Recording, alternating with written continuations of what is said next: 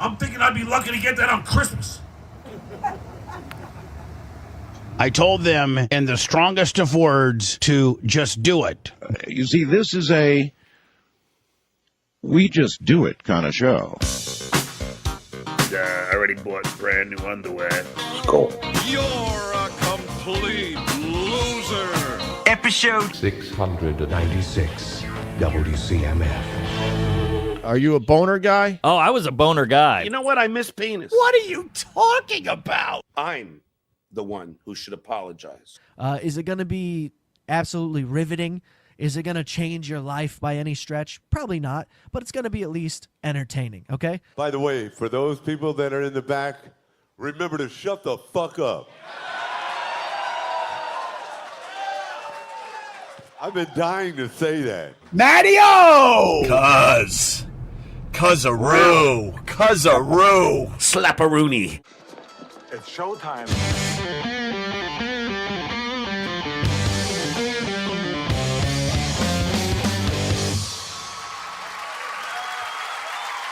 WATP. WATP. Hello, Rubber Dicks Cuzzaroos. Welcome to another episode of Who Are These Podcasts, the only show that talks about the Dabbleverse. I'm your host, Carol, the $850,000 man. With me every Wednesday, the man who thinks every Opie segment should be at least 2.5 hours long. It's Adam Bush. Welcome, Adam. So happy to be back. Also, producer Chris is here. Hey. Please go to whoarethese.com, get our email address, voicemail number, link to the subreddit, link to our Discord server, link to our merchandise, link to our YouTube channel, and that link to Patreon and Supercast featuring 2 exclusive bonus episodes every single month. You can watch the show live, unedited, whenever it airs. Saturdays at 2 are always behind the paywall, and everyone's on our Patreon or YouTube channel gets access to those. I should also remind people that on our website, we have our mailing address, and you can mail us cool shit if you'd like to. So go to whoarethese.com and send us stuff. We always appreciate gifts. We did a bonus episode just yesterday that dropped for our Patreon and YouTube subscribers. So I encourage you to check that out, patreon.com/whoarethespodcasts. It was another Living in the Past with Stuttering John. And we went back and checked out some stuff from the Howard Stern show where John was talking about his genital warts. Yeah. And John was dealing with criticism. Yes. From a newspaper columnist that he was very thin-skinned about, and Howard was loving it. Oh, yeah, Howard clearly. just kept going back to reading the article, and John's going, this guy doesn't know what he's talking about. He just hates me. It was very funny. Everyone in the studio except John was loving it. Oh, yeah. It was fantastic. We checked out a podcast episode from 2017, one from 2018, and there was an epiphany that I had. It's based on Adam and Adam's reaction to being on with John and the aftermath of that. John, in all of these episodes, 2017, 2018, doesn't matter. It's always, these are the people that I don't like right now because they did such and such a thing, and it's always they trashed me. Yeah. Well, Grill I'm mad about because he was just on trashing me, or Jackie Martling was just on Artie's show trashing me. Yeah, the words he never uses are, they're on to me. Well, the epiphany that I had on this episode, and I don't know why it's taken me so long to figure this out. It was really Adam's epiphany, right? Basically. Because Adam's the one who planted that seed where it's like, you haven't done the thing until you agree with John. Yes. And in John's mind, he deserves praise at all times. He doesn't see any flaws in himself. He finds the flaws in everyone else. Jackie's biggest problem, he can't get out of Jackie's own way, and everyone agrees with me. So I think when he got the job at Stern, that was providence. That was like meant to be. Is that the providence? Same thing. Yeah. And he's like, I deserve this from then till now. Oh, yeah. Although he's not saying that now. I deserve what I have. But he's so delusional. Who knows? Yeah, he was acting like he won a contest. Like now he can relax, not now the work begins. Yeah. Well, so Andre in the comments underneath the video said, something to the effect of, he can't fathom someone would have like good faith criticism. Like if somebody says, oh, John did a thing that I don't agree with, or, anything, he's trashed me. Yeah. And also John's only trashing people. Yes. We're playing these clips. He's talking about Chelsea Handler. She's not a good person. She's an awful person. Yeah. And it's just like, well, you're just trashing someone. You're not even being comedic about it. Yeah. AJ Benza pressed him for why, and he couldn't come up with anything solid. Right. Yeah. Because that's what it feels like to him. When someone says there was ample parking at your gig, it feels like someone told him to drink bleach. So that's how he returns. Yeah, it was just, I don't know, it was eye-opening for me. So check that out, patreon.com/who are these podcasts. Sign up for that for the bonus shows. You get the whole back catalog when you sign up for that too. Also, I want to remind people that Hackamania is coming up. Hack to the Future, April 10th through the 12th. Save 10% with promo code WATP when you go to hackamania.com. Check out hackamania.com to get the details on Hackamania. We're looking forward to that. It's going to be a lot of fun. Also, we encourage our listeners, give us 5 stars on Apple Podcasts and then shit all over us in the comment section. We'll have the review girls on later today to play some games and read some reviews. So we appreciate that. And please support the show tonight. Supertip.gg/WATP is where you can go to support this program as well as participate in it. And of course, the Super Chat is open in YouTube as well. If you want to buy a membership or gift a membership, we always appreciate that because those memberships get you all of that content that we have behind the paywall, the bonus episodes we do 2 every single month. Today, we'll be discussing the Golden Hour. So Brenda Schaub, Krista Leah, and Eric Griffin had a big announcement this week I'm very excited about. Bill Burr might have broken his streak of never being angry. You know, he was going so strong. He was so proud of himself, but I don't know if he is still pulling it off. Opie wants Ron to know that he isn't a drunk. They're still having that conversation, which is very funny. We're going to have a gay furry stopping by. We're going to be chatting with a gay furry who reached out to us. Stuttering John had a disastrous award show that I can't wait to present to you. Megan brings another round of Is It Gay? We have the return of the Opie or Burr game from Simon. Reviews, voicemails. But first, BYB Podcast. They want some revenge. They're angry. Adam, you picked up on this. Do you want to set up this clip or should we just watch it? Just go for it. No, I would love to be on fucking WATP once so myself. Why? So you can tell Carl that he's gay. He already knows he's gay. Oh, I'd like to visit with Adam Bush and what would you have to say to those boys? I don't know, man. You were around when we had Adam Bush on, weren't you? Yeah. He was doing his psychology on you. Remember, it was the Freudian shit, and if I recall correctly, and no, that's when he came to the conclusion you weren't a real great person. I mean, he came up to that conclusion after the show, right? Like, I don't even remember any of this happening. I don't. You don't remember the show? He psychoanalyzed. He was, going through your mind. He went back and reported, this is how you acted, and never mind, Quad. Just run with whatever you got. Oh, Jesus Christ. No, whatever, man. My fucking memory's getting that bad now. Go to fucking hell. I know. Whatever. He didn't really psychoanalyze me. We're going to have to run this all back. This is getting out of hand. There's trouble in paradise. No. Me and Hawk are fine. Oh, we're good. We're good. Fine. We're good. So they're mad at us, Adam. I think this is your fault, it sounds like. Maybe. They can't remember. Yeah. They know that something bad happened, but Quad says it didn't. You were on that show for how long? Hours, right? Oh, yeah. I used my psychology. I hit him with a Freud. I hit him with Kafka on the left. It was a bloodbath. So Honk's going to come on the show to tell you what for.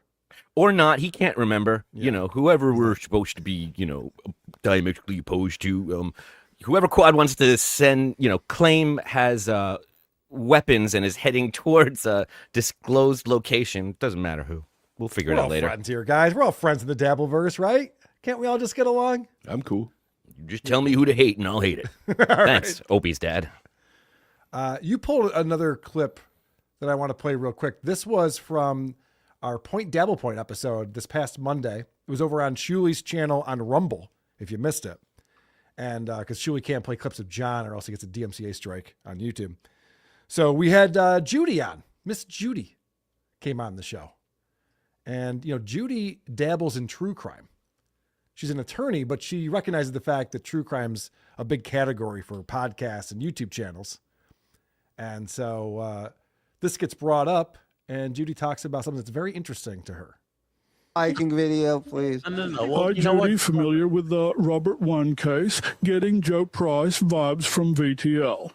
Robert One case. Yes, and I've done a lot of coverage on Robert's murder case because I became friends with his family. So, Okay. yeah, in all seriousness, that's a case that I've looked into. And I sort of dated him also. So Wow. that's Get a outta whole here. nother story. Yeah.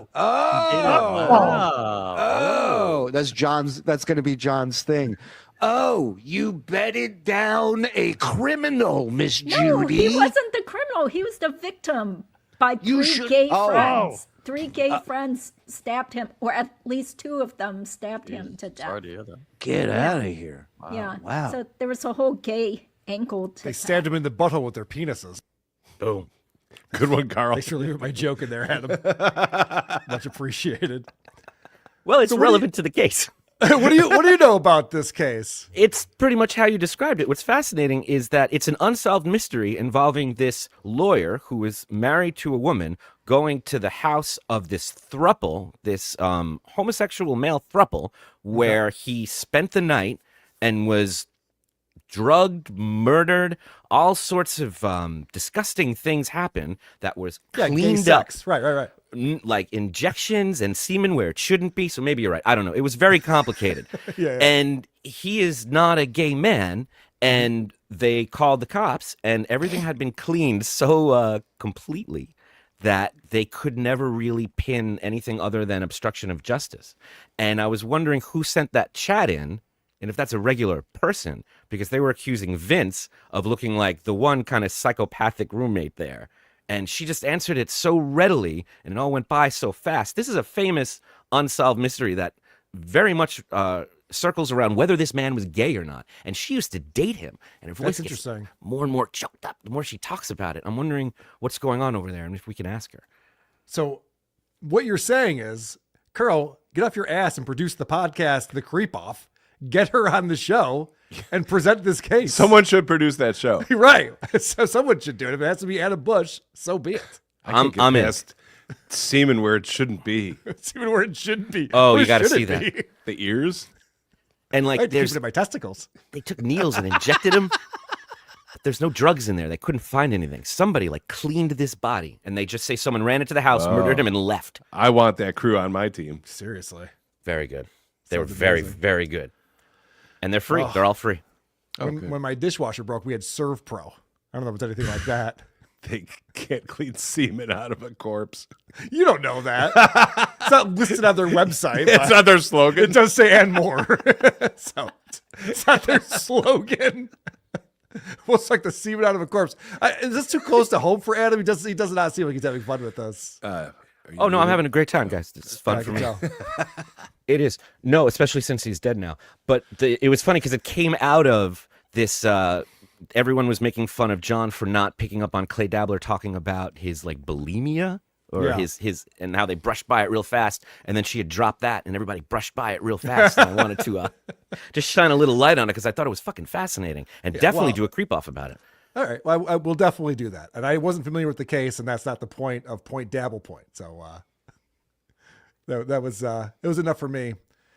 Well, I John's wanna- show is not like a eating disorder special, but if it comes up with Clay Dabbler, who is like, very, very emaciated, I think we should bring it up. Judy brought it up. It was so interesting. Like, why would you bring that up in front of that audience? And why would someone like send that chat in to make fun of Vince? It makes me think he's involved somehow. I don't know what was happening, but it was a fascinating moment.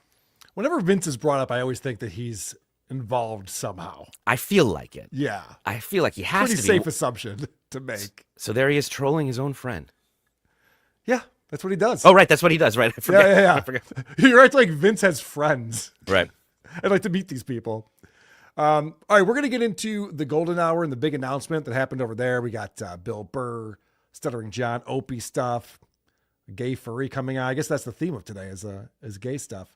But first, I want to thank the people who are supporting the show over on supertip.gg/WATP, like Sarcastic Weedhead. Noch einmal Adam ans verdammte Mick erinnern müssen. Direkt ab in meine Bettgaskammer.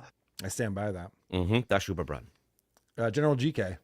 Oh, I can forgive you for killing Watts, but I can never forgive you for what you did to Kinky Loco in the bathroom at DabbleCon.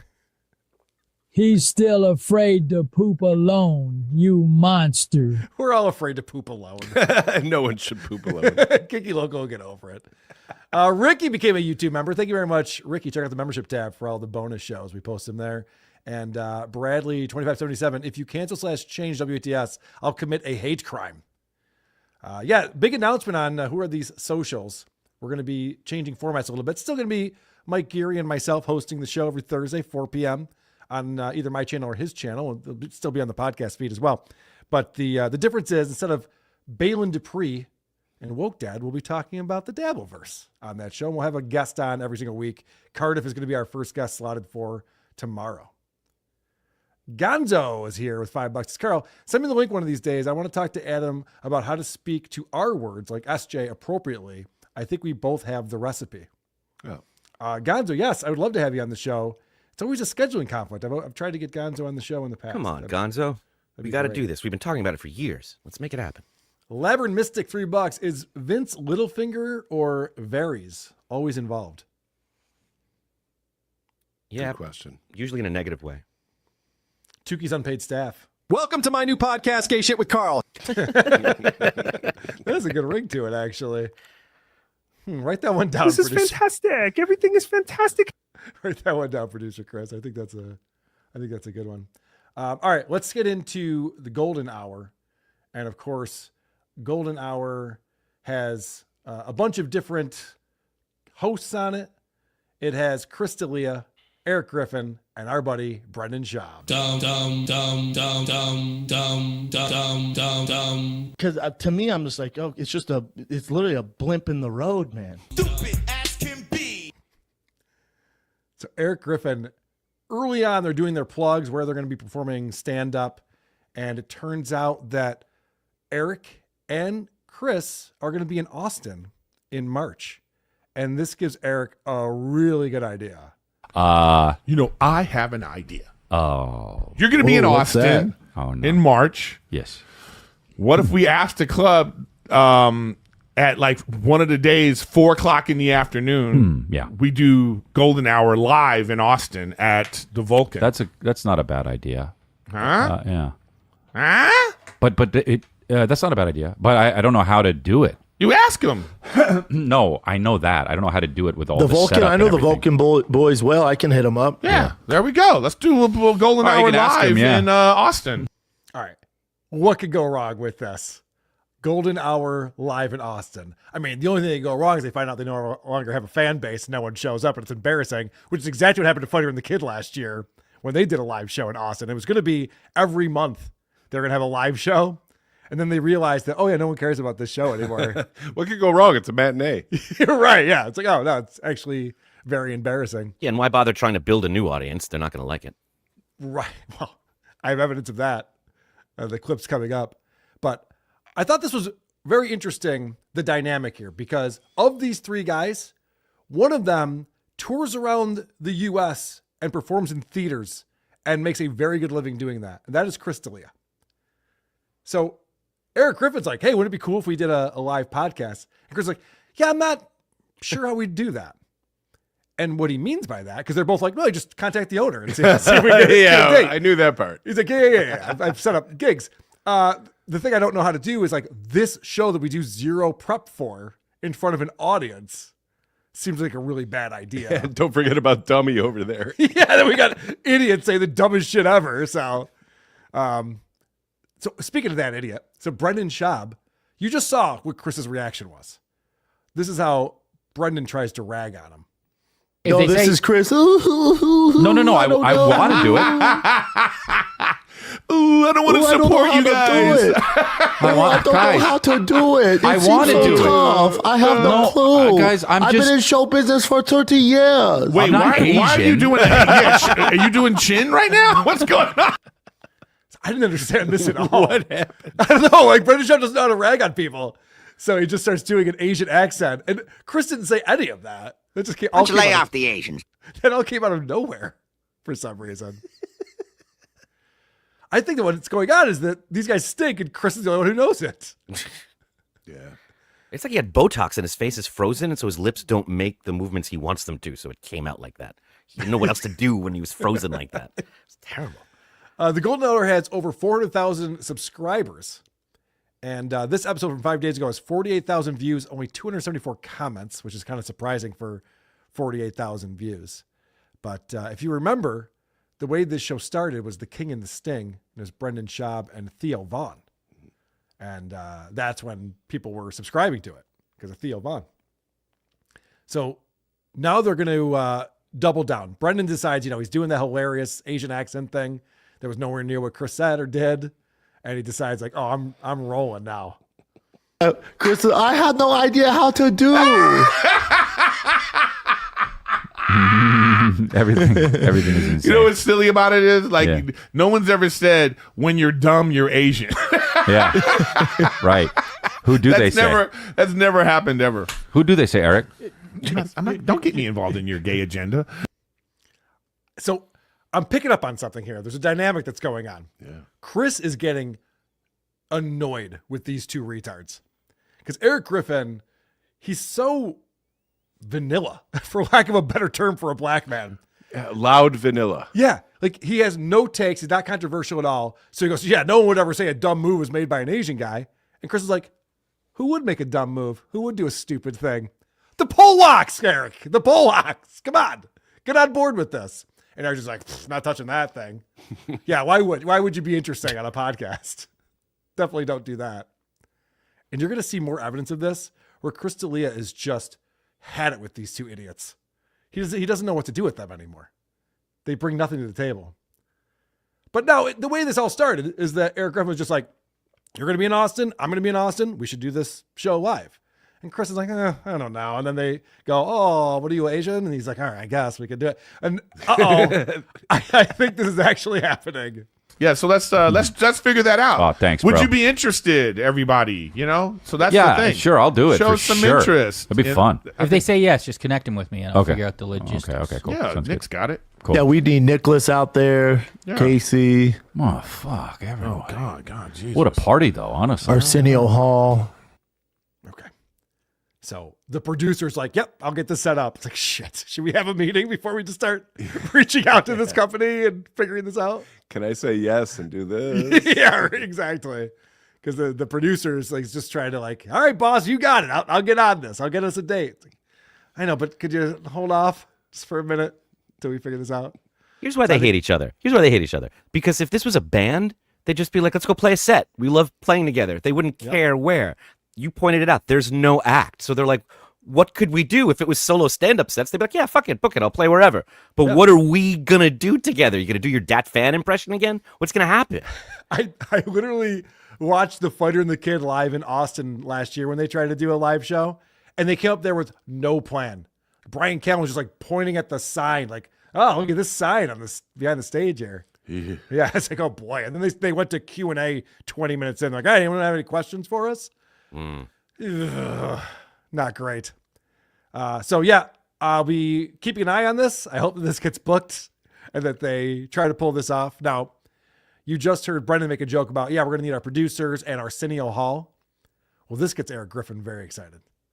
What doesn't? Because he starts talking about all the stuff from the Arsenio Hall show back in the day, and he loved it. Some stuff I remember too. There's one clip on here where like Whitney Houston was booed at the Soul Train Awards.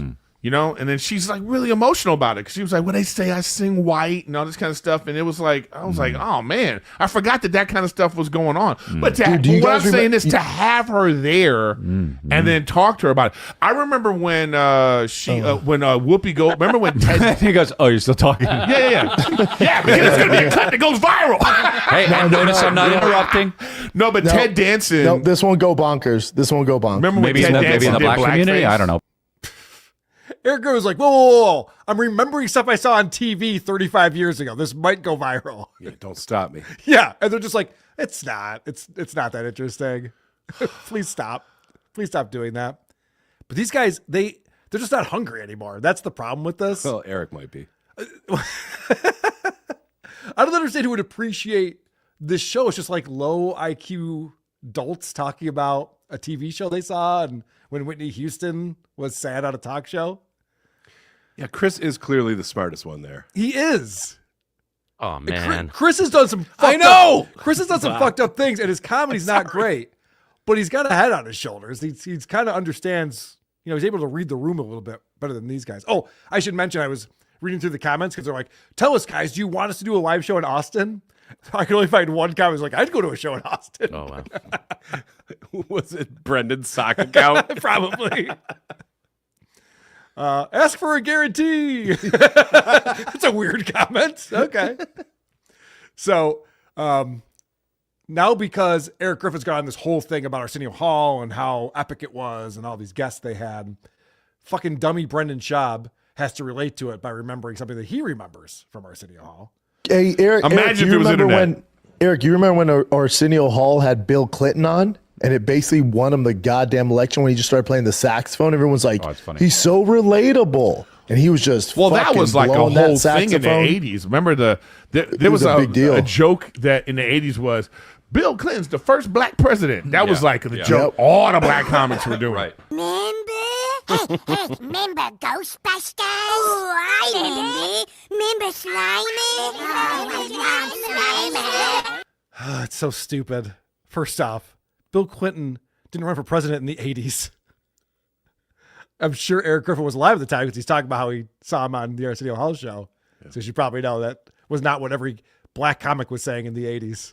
So Bill Clinton was our first black president.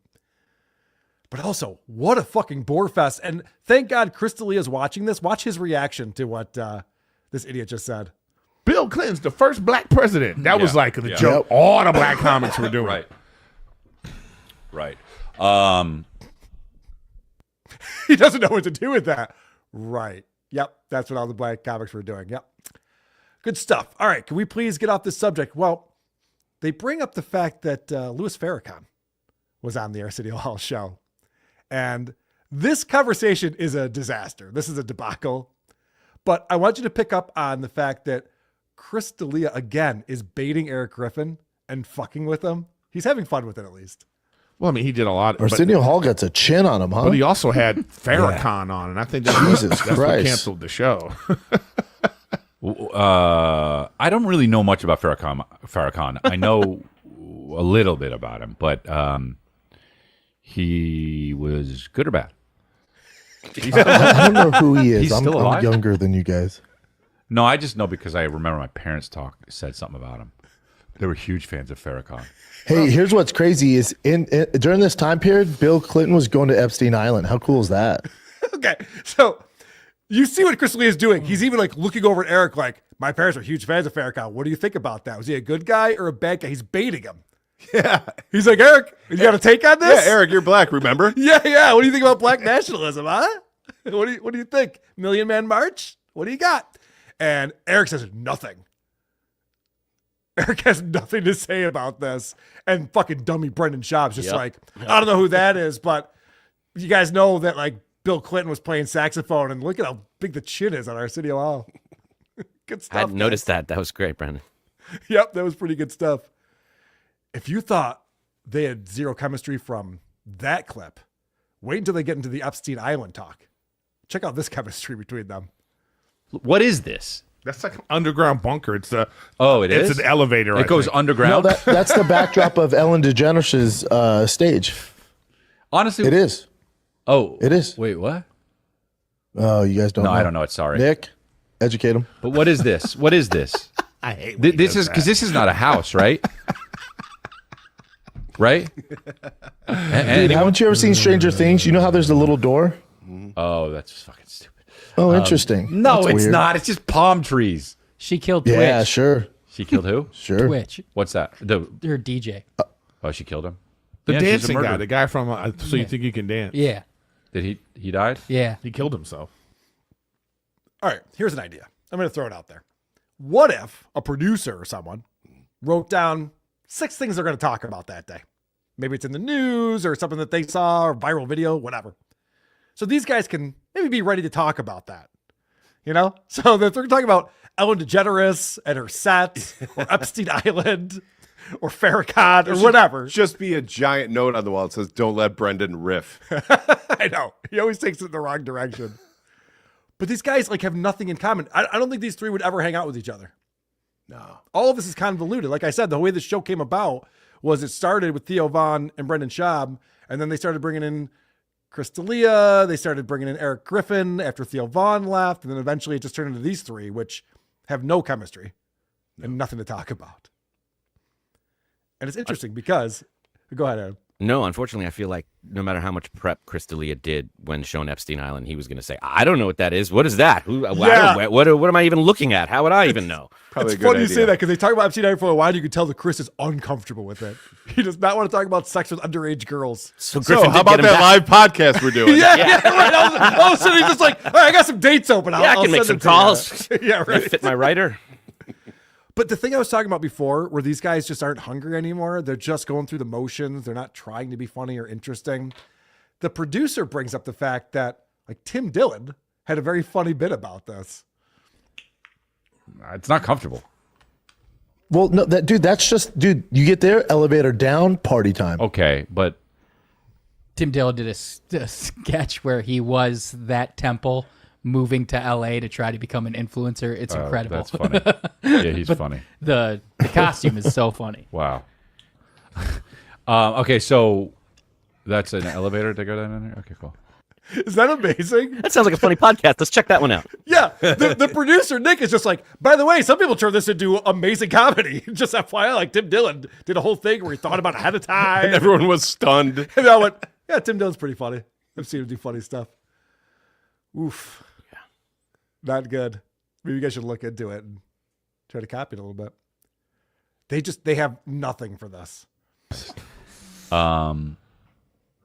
Yeah. Well, you were going to say something about it, though. What the fuck? No, that's okay. Griffin got him back for Farrakhan. I mean, they literally have nothing. They're like, all right, well, now we have the temple up. We're talking about Epstein Island. What do you guys? It's like, I don't know, man. I forgot about your thing with the underage girls. I'll shut up now. Sorry. You first, Chris. You first. yeah, please. Yeah, you go. So then they start riffing on the Holocaust jokes. And they talk about what a hotel in Auschwitz would be like. And so, yeah, Chris is not having fun with this either. Yeah, no, that's amazing. That's also another 12-minute bit we could do. Yeah, well, we're just not going to do it. We're not? Okay. Okay. That's fine. You lost energy, Chris? No, I've done a lot of German stuff in my career, honestly, and I like the German. Yeah. Yeah, you have. Don't do the 9, Yeah. please. Yeah. So literally, they're like, this is a pretty funny premise, right? Remember the Holocaust? What if we got some goofs in on the Germans out over that? And Chris is like, yeah, I'm good. I just don't have it in me today. Literally, Brendan recognized, like, you don't have the energy for this today? Or should we reschedule? Eric's very disappointed, too. I know. It's like, come on. So you heard him. Oh, go ahead, Adam. No, if this is the show, what is going on during commercial breaks? What is going on the other time? This is what you're supposed to be doing off air before the show. So I think their entire time is spent on scheduling, getting them in the same room at the same time, and there's no time for anything else because no one's invested. Oh, there's literally episodes where they started up and then Eric Griffin or Chris D'Elia walk in after they've started because it's like 6 o'clock, it's go time. They'll get here eventually. Like we just have this 1 hour block that we have all of you available for this, and then everyone moves on to their own thing. Yeah. And they're just not talented enough to pull that off. Some people are. They're not. So then after Chris is like, I don't want to talk about the Germans. They're like, all right, fine. I'll take a stab at it. Remember, he said this could be a 12-minute bit. Yes. Let's see how this goes. Shall I take your bags? Are you keeping a car with us? No, you lose your luggage because you take your bags and they just take everything. Yeah. We will handle your bags. Yeah, and you're staying in a room with 7 other families. You know. There's no windows in my room. To get the full tattoos. To get the full experience. It's like probably not 12 minutes. You have to stretch a lot with those free tattoo jokes that Brendan Schaub had. Probably won't get to 12 minutes with that. So lackluster. So they get back to talking about the Epstein Island again. And Brendan Schaub doesn't fucking understand anything about anything. Look, time goes by and people can, it's like our land was way different fucking 1,000 years ago. But like, it's, you could rebrand, I guess. They're not going to be like this. I Come would go there for enjoy a the ghost place adventure. where these kids. You know what? I'd go there to like hunt some ghost. Wow. What a Ghost hunting? What a weird Yeah, thing I love to it. do there. Yeah, people weren't murdered there. Brendan Schaub doesn't understand what's going on. No. It was underage. It was underage girls having sex with prominent politicians and other celebrities, and it was being recorded for blackmail purposes. What does he think this is? We go ghost hunting at Epstein Island? That's amazing. I was a 14-year-old with a tight pussy. Whoa! What does he think was going on there? I ain't afraid of no ghost. And Chris D'Elia's just like, wow, what a weird thing to do at Epstein Island. I know. He should be used to Brendan by now. He's like, why is this guy still on the show? He lives in Austin. We have to remote in with him. It doesn't make any sense. So it's gotten to this point where it's just, they're not hitting anything. Everything's just a blockade. They're just hitting walls. And so finally, Chris, who's the pro, decides it's time to transition out of this and change the topic. That'd be silly. But you know, it is what it is. You know what's funny is I'm so hungry. I'm so hungry. Yeah. And I wasn't when we started. Yeah. Isn't that funny? Well, normally we would have got some lunch, but Well, I would have had that chicken, dude. They make some good chicken in that fucking burrito place. Yeah, don't just they? chicken, just a side of chicken. Just a chicken. Every time I order, she Just goes, get the chicken. Just a side of chicken. Is that a Mexican stock? No, they talk like this. Yeah, I know. That's what I was thinking too. So amazing. Chris is just like, all right, well, Holocaust didn't work. Epstein Island didn't work. I'm hungry. Yeah, what happened to lunch? Should we grab some food? He's a comic, and he loves just getting lost in that riff and letting his brain just go. But he can't do that because he's rightfully so second guessing everything through this prism of how is this going to be perceived. So he can only riff about chicken and lunch, and you're watching him censor himself. Like it might get funny, but it's the Bill Burring of this man that's happening. We're watching in real time. Imagine him performing a live show. This podcast. Yeah, of course, yeah.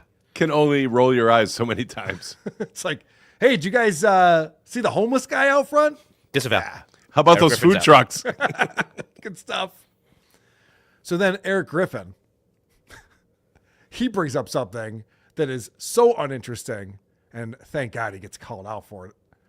You know what I love seeing? You know what I love seeing is What? when I was a kid and all the like 80s heartthrob girls or whatever, you know, all the like the pinup girls who were like the, you know, Legally Blonde type of shit. And then now they're grandmas in shows.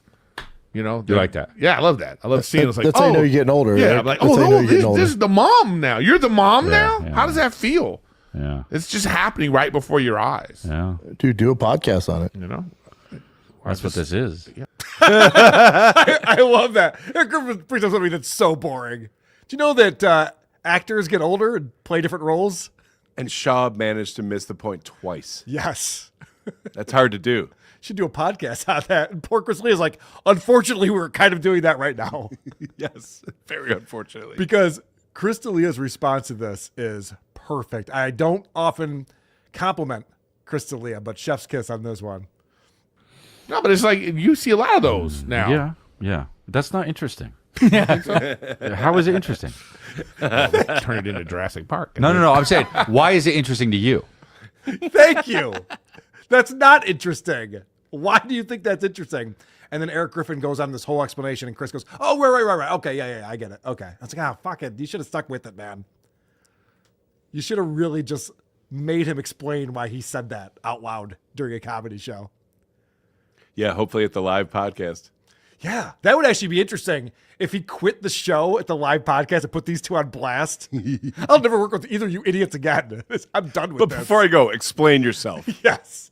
And by the way, Chris D'Elia does a show with his brother that's unwatchable. It's one of the worst podcasts I've ever seen. I was checking it out this week because I was looking for some fodder. Lifeline. As I do, yes, That's Lifeline, the advice show they do. Oh, God. And that show's so obnoxious, it's hard to clip. So I'm like, yeah, my show would be this obnoxious. You would think two brothers arguing would be interesting. But They're both trying way too hard to have that shtick going. Yeah. It's so annoying. This actually, in a way, paints Chris D'Elia in the best light possible. In the same way that, like, Woody Allen came off well when he was next to Bill Maher. All of a sudden, we were sympathetic to Woody Allen. Right. Him being the most rational person in that room is it's a travesty. He might actually be doing something good for his career. You're right. That's a good point. So then they look at Amy Schumer's recent bikini pic where Amy Schumer, like, I guess she got dumped by her husband and then lost a bunch of weight. And so now she's like, look at how hot I am. And I was like, wow, okay. And they all want to say shit, but they don't. Chris D'Elia especially. It's just like, you know, obviously they know each other and stuff. And so after they go through all of that, Chris starts to reflect on what's really going on.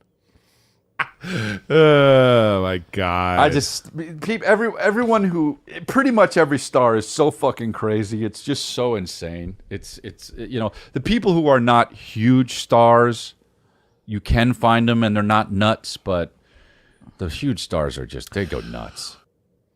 Okay.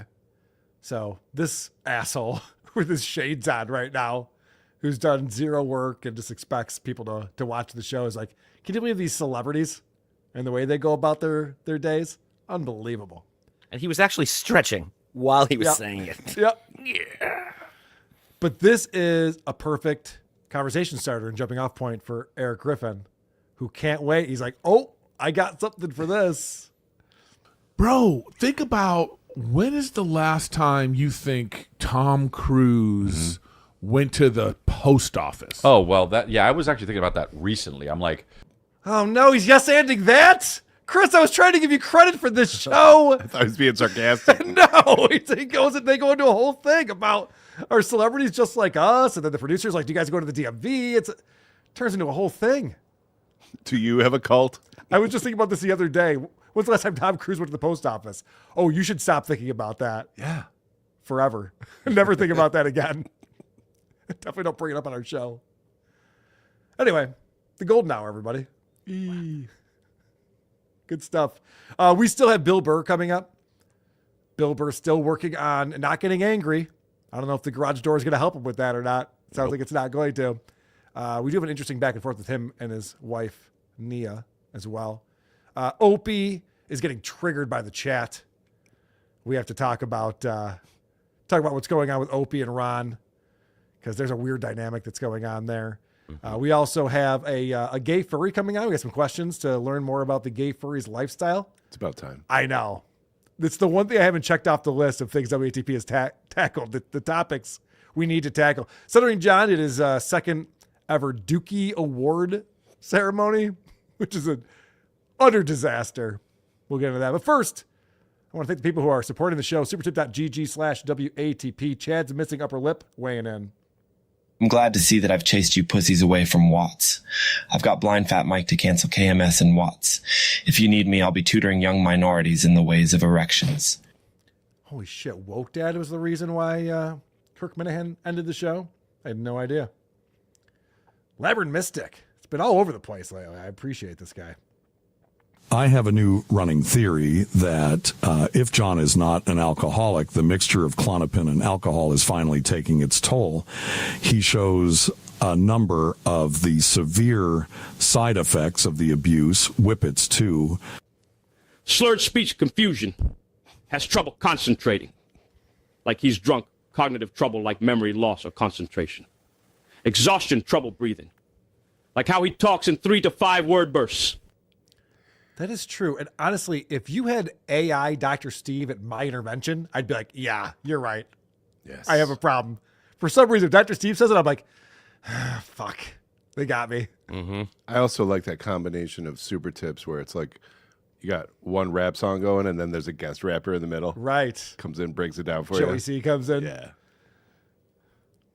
Black man, that's vanilla. He is, dare I say, a Neapolitan man. Get it? Haka haka. Haka haka. Labyrinth Mystic coming back in again. Remember, to retard is to slow, as in action. If I call you retarded, it's because I know you have shown yourself to be more mentally capable than you are acting, be it booze, drugs, or by choice. Labyrinth Mystic is writing a lot of notes down while watching Stuttering John's podcast. I appreciate that. Venom Tony 15. Could Adam be considered the Jason Scoop of the Dabbleverse, out here knocking down idiot losers? A joke about my hoe wife. What's the difference between Kiki and a punching bag? That whenever the punching gets hit, I feel bad for it. Get it? Because Kiki is basically a vegetable at this point. Sheesh. I mean, I get that Gino would write a joke like that, but still harsh. The reply guy. The golden hour is like a group of strangers who have a friend in common. What we see is the awkward conversations these people have when that friend leaves the room. It's actually a brilliant analysis. It's like they're all friends with Theo Vaughn, and Theo's like, I got to go, guys. Like, ugh. Camera's still on? Fuck. It's very accurate. Yeah. One time at camp, Anne Frank got totally baked. Delia and Shab, that's how you tell a camp joke losers. Thank you. Appreciate that. Anthony Cumia. James Q. Legend says, finally a show about the Dabbleverse, WATS. WATS. Check it out. Tomorrow on Thursday, I should say. 4 p.m. Eastern. Eric Griffin is black. I know. It's hard to tell. Trideca13 says, these guys have no interior life. It's more of a proof that we live in a simulation than a professor named Patudo studying the Dabbleverse. Yes, Joe Patudo, who was on with Miss Judy discussing our LOL suit. None of this is real, guys. No.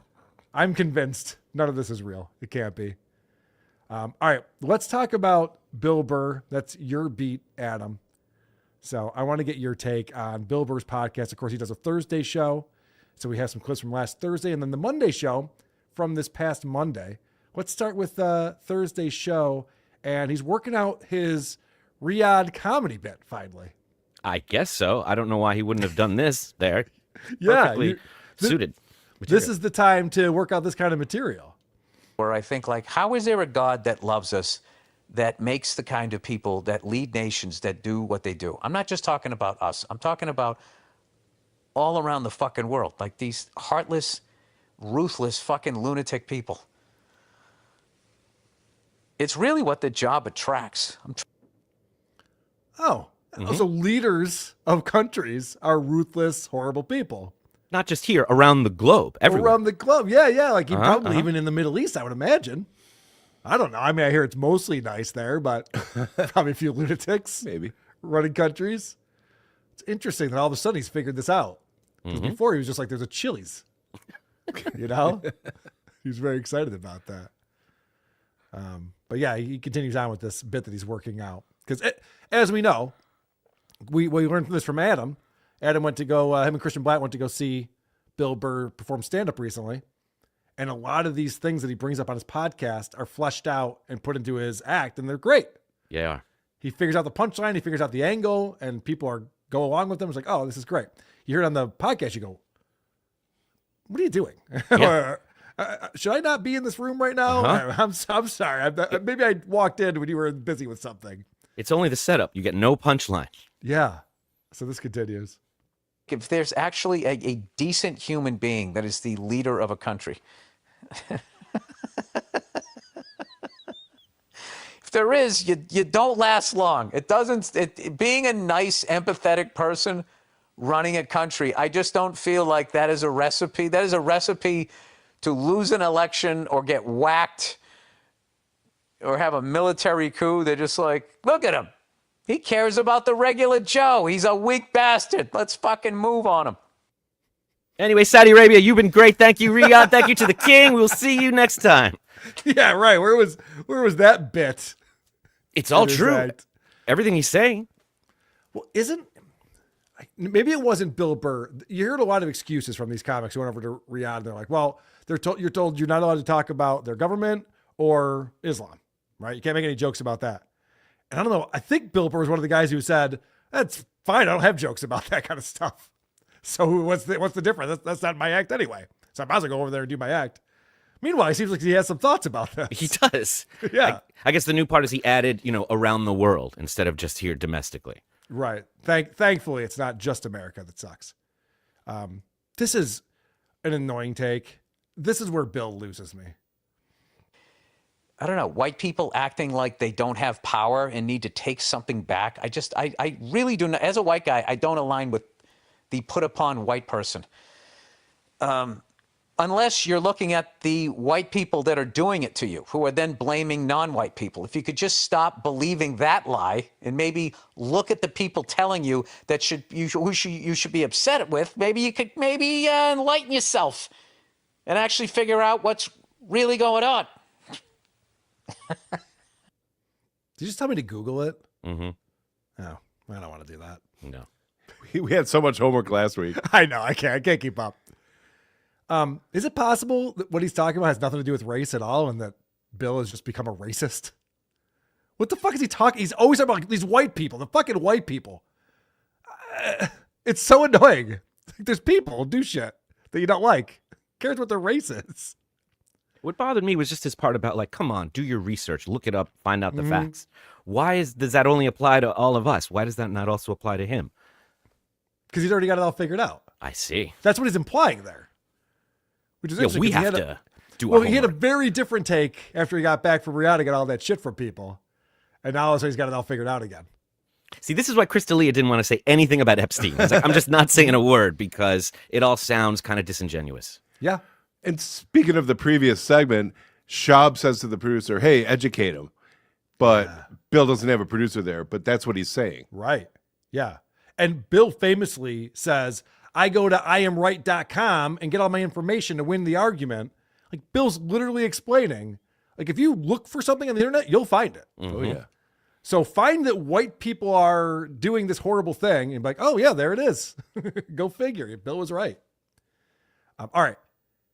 Let's back up though, because earlier in this episode, this is the Thursday episode on the 22nd, Bill is talking about his garage door.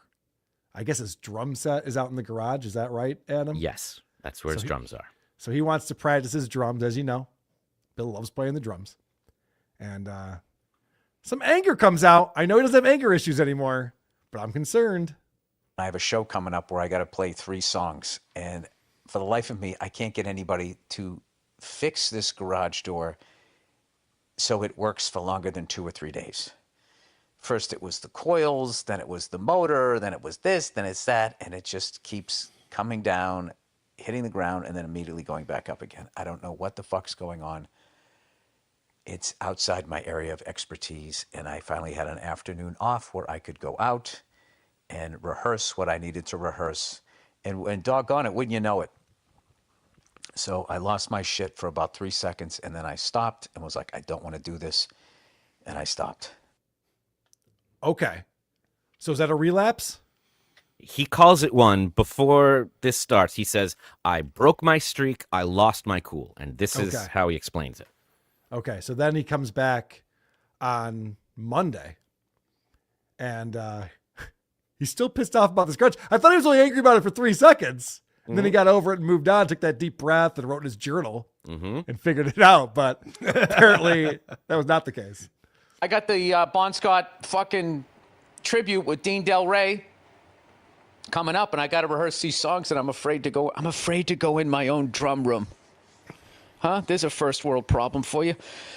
So I'm just going to call the dude back and just say, what is the most powerful fucking overhead goddamn garage door opener, excuse my language, that you can install? Is there any way you could find it in your heart to come over and do it as soon as possible? That's what I was like. Meanwhile, I'm just sort of air drumming.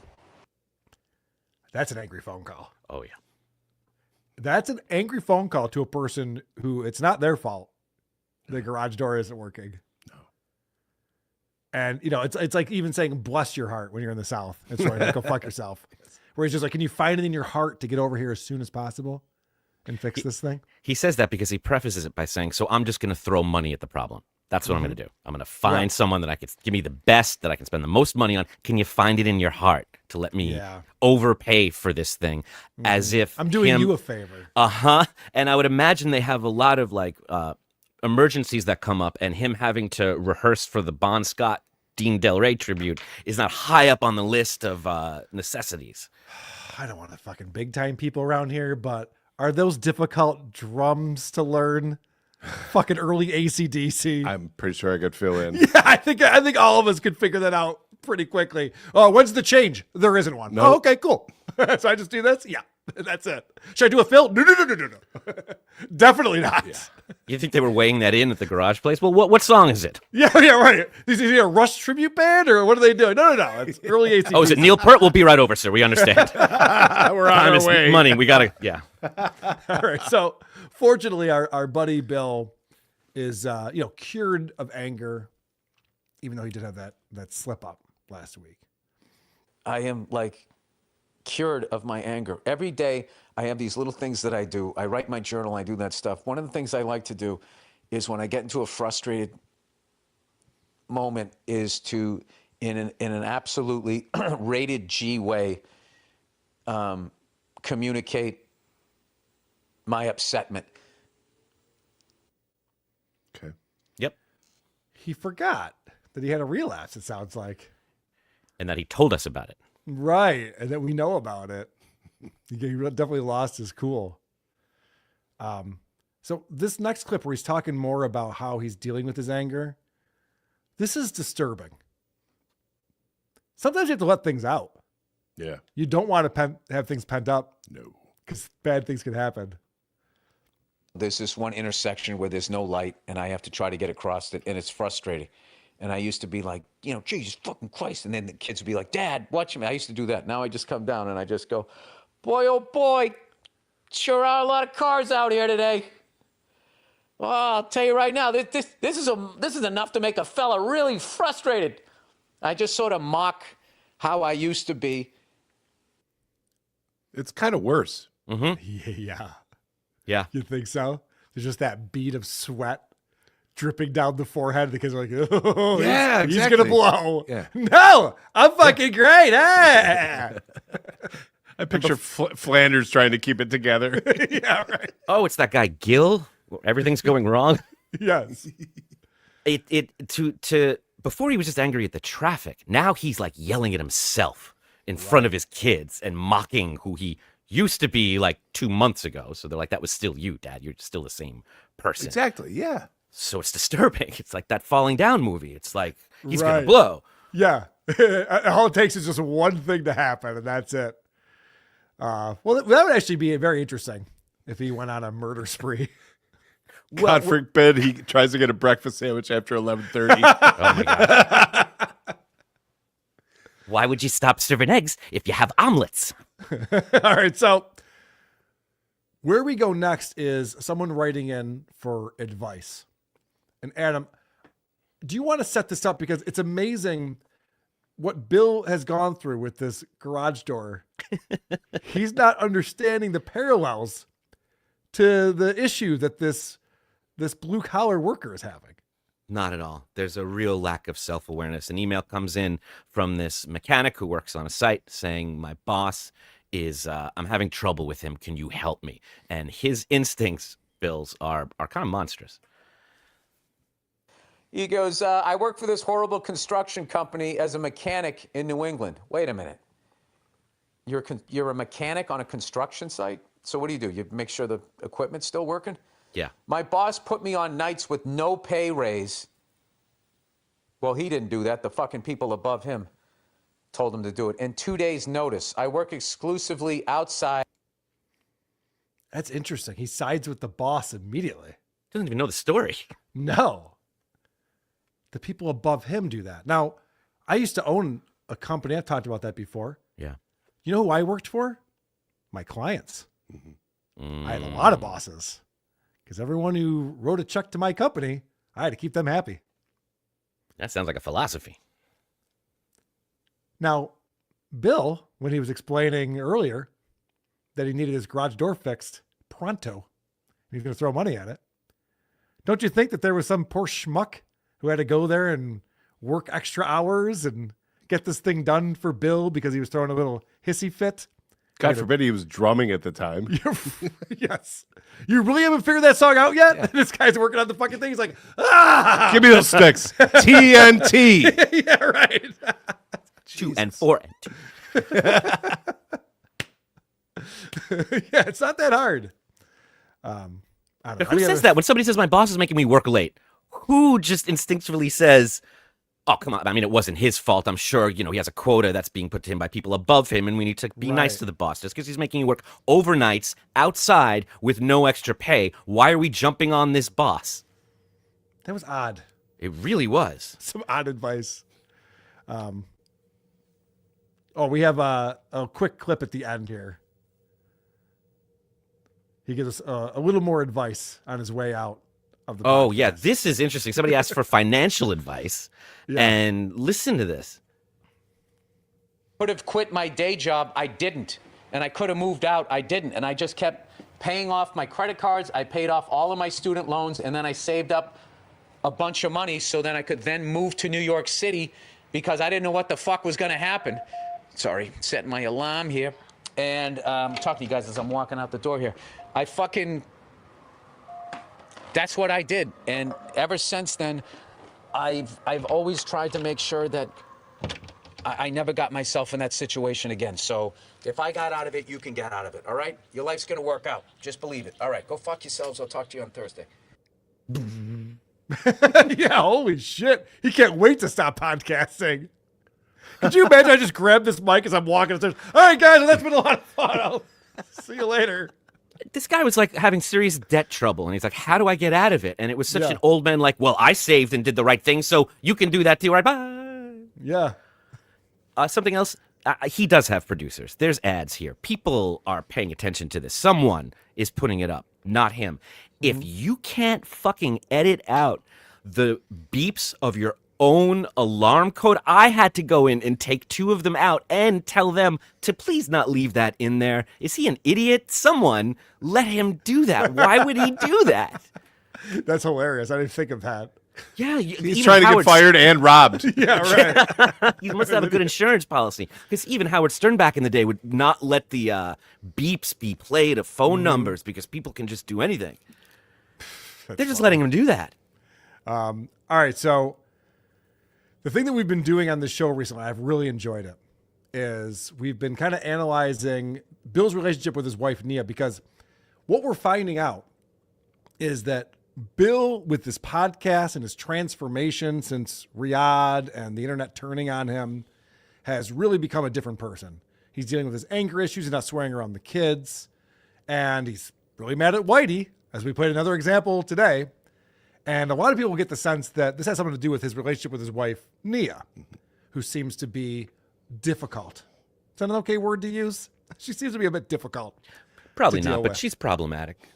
Okay. So you found a clip. Again, they're on a podcast together. And they're talking about, this must have been right when the Jussie Smollett issue happened. Issue, I don't know if that's the right word. Incident, I guess would be the better word for Jussie Smollett, where he pretended that he was a victim of a hate crime at 2 a.m. in Chicago and was looking for sympathy or who knows, attention. Who knows what he was looking for. We've all been there.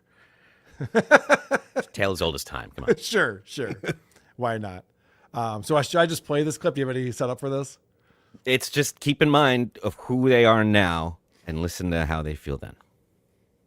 Yeah. I did a little, thing on my stories about it because I felt so awful. But yeah, it's complicated. It's just like you when you have your hit TV show, and okay, we're bringing Nia in. She just said, just once again, we are agreeing to not bring up the Jussie Smollett case. That's it. Absolutely. That's Nia, gonna be in my writer.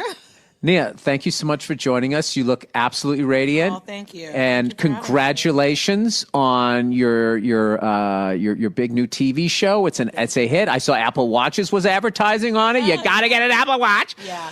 Now, let me ask you this. Just going back, do you plan on faking a hate crime at all, like a Jussie Smollett? Smollett? You know what? I'm sorry. I Nia Renee Hill storms out of interview. Yeah, I specifically asked to not be asked about this. And you had the audacity. You had the audacity to ask me about it. Yeah, I don't know, man. What do you think about this? I have some thoughts, but go ahead, Adam. I think back when her crime, her controversy was simply showing support for Jussie Smollett before everyone knew all the facts. this comedic fantasy. They can't even imagine being the kind of people that would ever have something in an interview writer that said, don't ask me about this. And then mocking the people who would make fun of those people asking the question. Oh, the audacity to ask. It's like, of course you asked. They can't even fathom in their mind. So it was pretty shocking to me, the disconnect. Okay. So I didn't understand the full context of that. I was picking up on the fact that Nia Hill is so obsessed with this racial divide that if a black person does something stupid that should be ridiculed, she can't ever ridicule that because she's just team black person no matter what. And that's the sense that I'm getting with Bill. Like, he's being told, like, we're team black people. Because on Bill's show, that's all I ever fucking hear is that Whitey is bad, we're team black people. And we've talked about it. It seems like Bill's show is for his wife. Yes. He wants to make sure, and maybe his entire life is like that, where he's just like, look at me, I hate Whitey. And Whitey's the worst. Am I looking into this too much, Adam? No, I didn't pick up on that at all because he was so rude to Miss Pat. I couldn't imagine. That's true. So Yeah, condescending. He didn't even realize he was being rude to Miss Pat, though, I don't think. Either way, I think it still stands the idea that there's like things you can't ask us about and how absurd that would be, or topics we won't touch, where that's what they're doing now. Like, he's not going to do an interview and saying, ask me whatever you want. Neither one of them will do that. He won't talk about it. The emails are fake. There's no more real questions. He's not answering the chat. Like, he put up this wall. And it wasn't that long ago that they were mocking the idea of that. Yeah. He literally says on his show, he was saying this for months, I wish I could comment on this stuff. I wish I could tell you what's really going on. It's like, yeah, you can. It's your show. Yeah, but I'm married. Well, maybe that's what it was. Maybe that's what it really was. Yeah, we thought you were enlightening us. You would want us to know if we were missing something. Yeah. You'd be explaining it. I don't know why this is still dragging out like this. All right, we still have Opie and Ron stuff to get to. We have Stuttering John and his second ever Dukie Award ceremony. That's a debacle. And then he comes on and explains himself the next day and tells us why it wasn't a debacle. And I didn't shit myself. Which is always great. That's always a lot of fun. We'll get to that in just a moment. First, supertip.gg/WATP is where you can go to support the show and participate. Labyrinth Mystic coming back in again. Was trying to respond about Bill, but apparently Supertip considers WHITEY hate speech was just going to bring some attention to what Afghanistan is bringing back. But white tea is bad. A SS hole. There you go, white tea. You figured it out. Mike Crotch with $5. So someone needs to make a Bill Burr bumper. Adam, are you still in talks with Bauer? I'm talking. We're new friends. You are. Yeah. We've been talking a little bit. I thought he shut that down. He did not. He opened it back up. Okay. I pointed out to him that he's been picking conventions to do. He hasn't been doing it very well. He picked one that got shut down before it happened, and everybody had to get their money back, and it was a big controversy, and they made a documentary on it. So I was like, I was invited to that one, Bauer, and I said no because of these signs. However, I went to Hackamania, and I can tell you from having been there, look at this, and I'm just trying to bridge that gap as best I can. That's awesome. Of course, I'm not optimistic. I am not. Ray Bauer, donkey lips. I know he's difficult to work with. It's a funny guy, though. We do need a Bill Burr bumper. Someone wants to send in a Bill Burr bumper for us. A traveling Bill Burry song. Trideca 13. I prefer Angry Bill.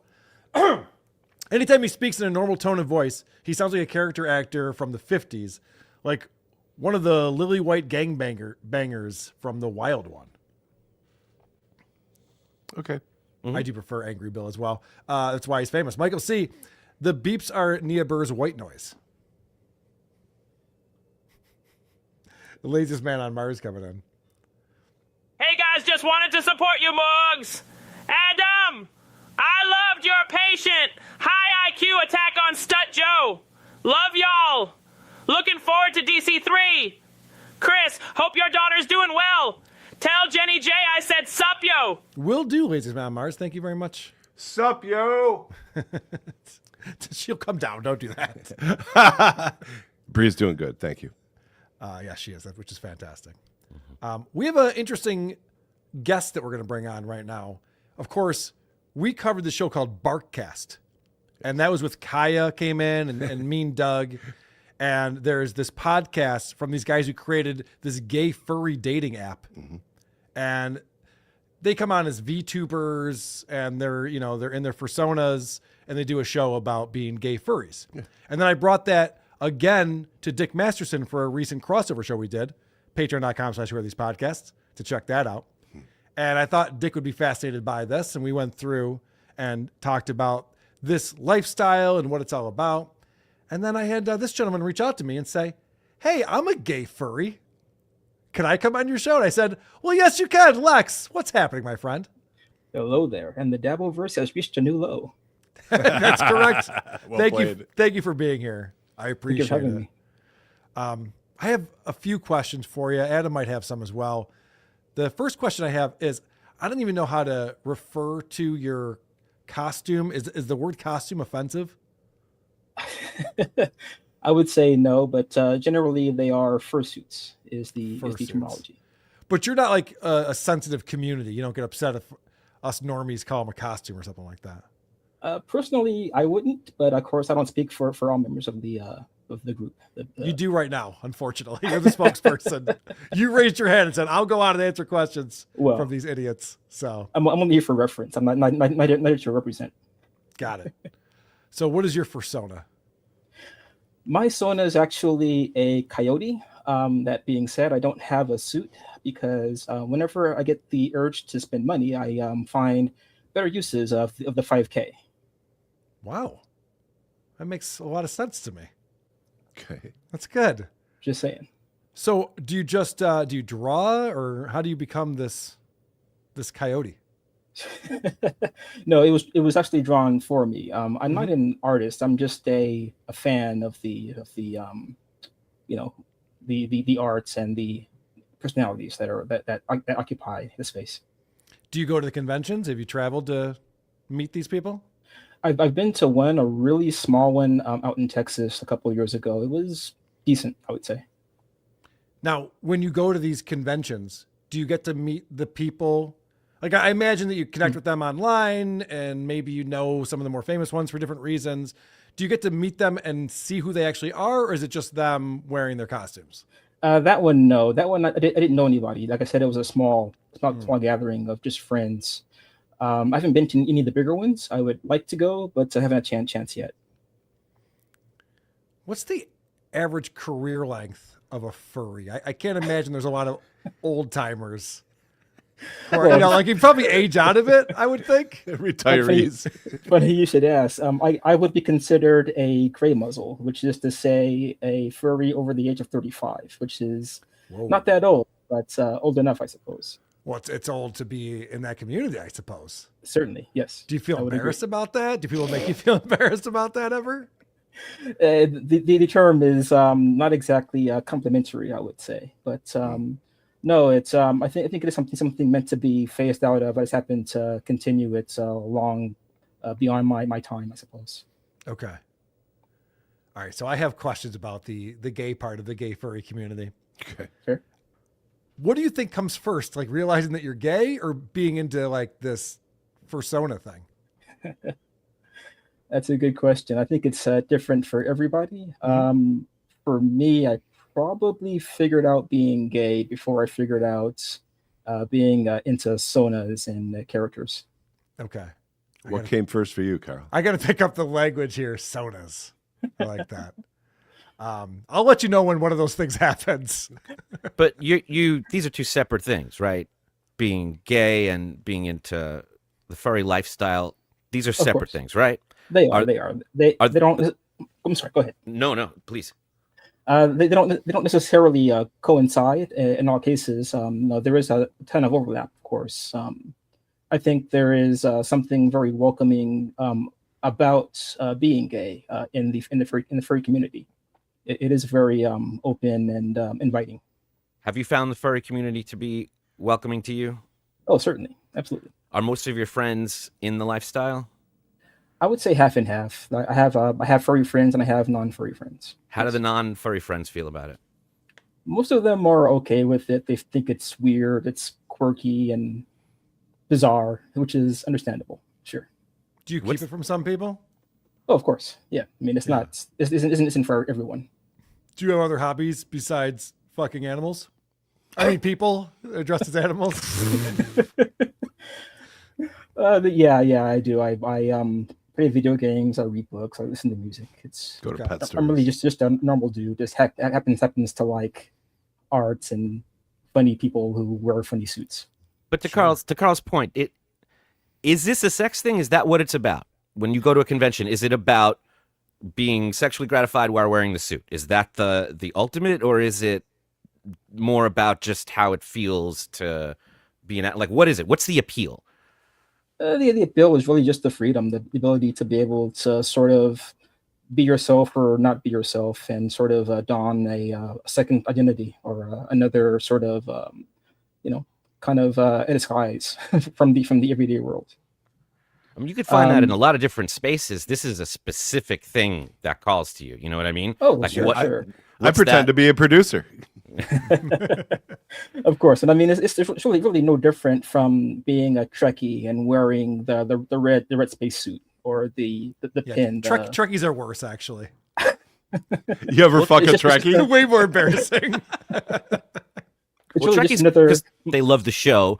Bronies are because they love the My Little Pony thing. The furries because you love what? Being an anthropomorphic person or creature. It's really more, I guess, nebulous, or what's the word? Vague. There's no one particular fandom that makes you a furry, although there is, like I said, tons of overlap. You can be a furry who likes the pony thing. You can be a furry who likes the Disney characters. But a number of them are, of course, also custom. Sure. So, obviously, people who have the costumes, and you've seen this at the convention. And you mentioned $5,000. I mean, these things are not cheap. They're very well made, and that's the base, I would say. Yeah. Oh, that's the base. Oh, wow. Okay. Expensive hobby. Can you shit in these things? Do they have like a little?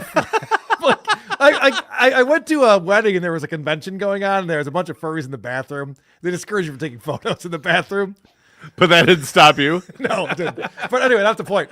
Can you do a number 2 pretty easily in a fursuit? I don't know firsthand. I would assume you'd have to desuit to handle the bio problem. Because I would think there's a lot of gay sex going on. And I think a lot of these people like to keep their persona intact while they're having gay sex. So I would imagine there is some type of entrance there. That is a good point. There are suits designed for, we'll say, physical intimacy.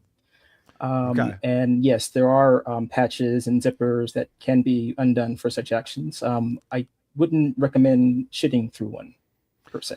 Okay. And by the way, you should ship. I'm out. You should ship before the convention. So yeah, I agree with that. That makes a lot of sense. Any convention, that's good advice. Yeah. Just shit at home and then go and do whatever you have to do that day. It's my advice to you. All right. So I guess maybe the more expensive ones are more conducive to gay sex. The people who are spending the big bucks, getting the nice upgrades. Without going into too much detail, I will say that there. Go into detail. That's what we're here for. There are suits that are designed specifically for that. I don't know exactly what the price range is, but I will say that in general they are a bit more stain resistant. Oh, okay, that's a good point. So a lot of furries get offended when you bring up the fact that there's a sexual element to this, and I've not done a ton of research in this, but we've covered a lot of podcasts on this topic over the years, and everything seems to come back to sex at some point. And so I'm wondering, and I think Adam kind of asked this question already, if it's assumed when you're in a convention like this that there's a potential for hooking up, and it's almost like a potential speed dating seminar. Well, that's not the I would say primary focus. Mm-hmm. That's more of a knock-on or a side benefit. Is yes, we are adults and we are people who tend to live alone. Perhaps we have long-distance relationships or no relationship at all. And so when we get together, there is the potential, right, to sort of let those carnal feelings run wild. So this is what freaks me out about this. So this is where I have an issue with this whole. Oh, you didn't up till now. No, I've talked about this before. All right, go ahead. So there's people's identities are hidden. Sure. You know, they're dressed up as a red fox or a black cat or whatever they are. And I would imagine that this attracts children, this type of thing. Oh, you get to dress up as an animal. Look at me. I'm prancing around as an animal. And all we're seeing is a zipper and an asshole. And so I'm wondering if there is an issue with minors engaging in adult behavior that people should be concerned about. As far as I know, I mean, it's not really commonplace. It doesn't. We don't really allow that sort of thing in conventions. There are spaces dedicated for adults and spaces more open for family. In most get-togethers. Yeah, I mean, Comic-Con, they dress up in character, they walk around, they enjoy each other, but it's not necessarily about fucking. I'm sure people will hook up, but that's not why they're there. I don't think it's inherently like a parade of sexuality and of open, that kind of stuff at a furry convention, even though, as you said, you can find that and do that in the privacy of your own home. How did you told us about coming out of the closet. How did you find out this was your thing? Like, what was the moment? That's a good question. I mean, it wasn't really like a snap decision. It was kind of progressive, I suppose, sort of a thing. Well, how do you even have that option? Who presents that as an option to make you go? My older brother loved the Grateful Dead. I would not have followed them around if he wasn't like, listen to this. Did anything happen like that, or did you stumble upon it? There must have been something at some point, some image I saw on the internet, or something on the internet. Mentioned a video or something like that. Perhaps I can't really remember specifically. Why don't you go to more conventions? Just the cost and the distance. I'm in Arizona. There isn't much going on out here. I'd have to go to LA or to Florida or Atlanta to find the good ones. But you talk to them online. Oh yeah, certainly. Are you in a relationship with someone that enjoys this as well? Long distance, yes. And what is their persona? They are a cat. Actually, is that compatible with coyote? Coyotes eat cats. That's what I thought. Yeah. Be careful is what we're saying, Lex. Be careful out there. So, the other issue I have with this, is this obsession with animals. Sometimes leads to. I'm not saying the majority of furries, but there's some bad apples that seep in. They're into like bestiality and stuff. Have you ever encountered someone who started going down that road with you and you're meeting someone online? Not personally, no. But have you heard about other people encountering that? There are bad actors in every fandom, in every group. I'm a baseball fan. You can see by my Cubs hat. I've never met someone who fucks dogs because I was a baseball fan. No, but I've seen guys painted in their team's colors with a Viking hat on, spilling shit everywhere, their shirt off, screaming and yelling in a language we can't understand. Which is just like fucking dogs. Like bestiality is a third thing. But to answer your question, no, it's not common enough that I've run across it. Okay. I feel like we've learned a lot here. I feel like Chris D'Elia. How the fuck did I get here? Have you ever used the Bark app? Have you ever used a gay furry dating app? I have actually, yeah. You use Bark specifically? A little bit, yes. How does that work for you? Is it good? It's all right. I mean, I'm not that big on social to begin with. It feels a little bit like a Twitter. There is adult content on it, but it's more people just blogging and photo sharing. It's fine. What kind of photo sharing? mostly suits and heads. Now, you don't have a costume. Is that like being a gun enthusiast without a gun? Like, does it feel? Good question. Well, I do have art. So I mean, I can do art sharing. Cool. Got it. Okay. Got it. Of course. There may be some questions for you in here. Michael C says, EDR, I love your stand-up. That's not EDR, guys. It's a different guy. Does Lex know my buddy musician Pepper Coyote? I do not. Okay. Good to know. You could. Carl can't shame because he eats poop. This is not true. Everybody's into something. Lex, got a high ground here. Lex, listen, man. Don't be ashamed, Carl. A lot of people saying that I'm eating poo over here. It's just not true. Don't believe the haters. RTT381 says, I'm confused. Is this guy representing gays, blacks, furries, or gay black furries? Help me out here, guys. Good question. I'm here representing myself. Yes. Good answer. Lame. Ray DeVito, the gummy smoker, says, Lex, do you prefer blurry or African American? African. African American. I Have you prefer that. heard either of those before? I have not, actually. That's good. I like that. Hulkamania, who is best pony? I'm actually more of a Spike man. Yeah. Oh. That's the correct answer. This is the S. I was like, what am I doing here? Yeah, I don't even know what that meant. Sean the producer says, the Lone Shark Podcast, season 1, episode 8, we covered furries. All right, the Lone Shark Podcast. I'm into it. Yeah, check that one out. Do you listen to podcasts about furries? Not very often. Every now and then they'll come up. Actually, more than. Sorry. The most that I've heard have been on WATP. We do cover it a lot. Yeah, no shit. And you're a fan of the Dick Show too, right? You know, I liked it, but I haven't gotten into the show yet. We know you like Dick. All right. Appreciate that. Too easy. Red Fur Mom says, Lex, do you know anyone that went to Rain Furist 2015? Let's see. I don't actually. Hulkamania, I can't yift to this. Trust me, you can yift to anything. That's true. Dame Taff says, ask if Aaron was good at basketball. Now, this is not Mikey. Well, Jesus Christ. See, I was gonna mention too. You do recall the last time you had a black person on as an interview that was almost the end of the show. Yeah. According to Aaron, my career is ruined from it. I don't even podcast anymore. Everyone went away. Lever Mystic says, anything he didn't answer, I will at Hackamania. Carl. Okay. So Lever Mystic is also a gay furry. Is that what I'm hearing? Welcome. Lever Mystic, we'll see it. We'll see You it hear what you Hackamania. want to hear. The one pun, does anyone ever call out Red Rocket? Good question. All the time. Oh, no. Okay. Well, that's not good.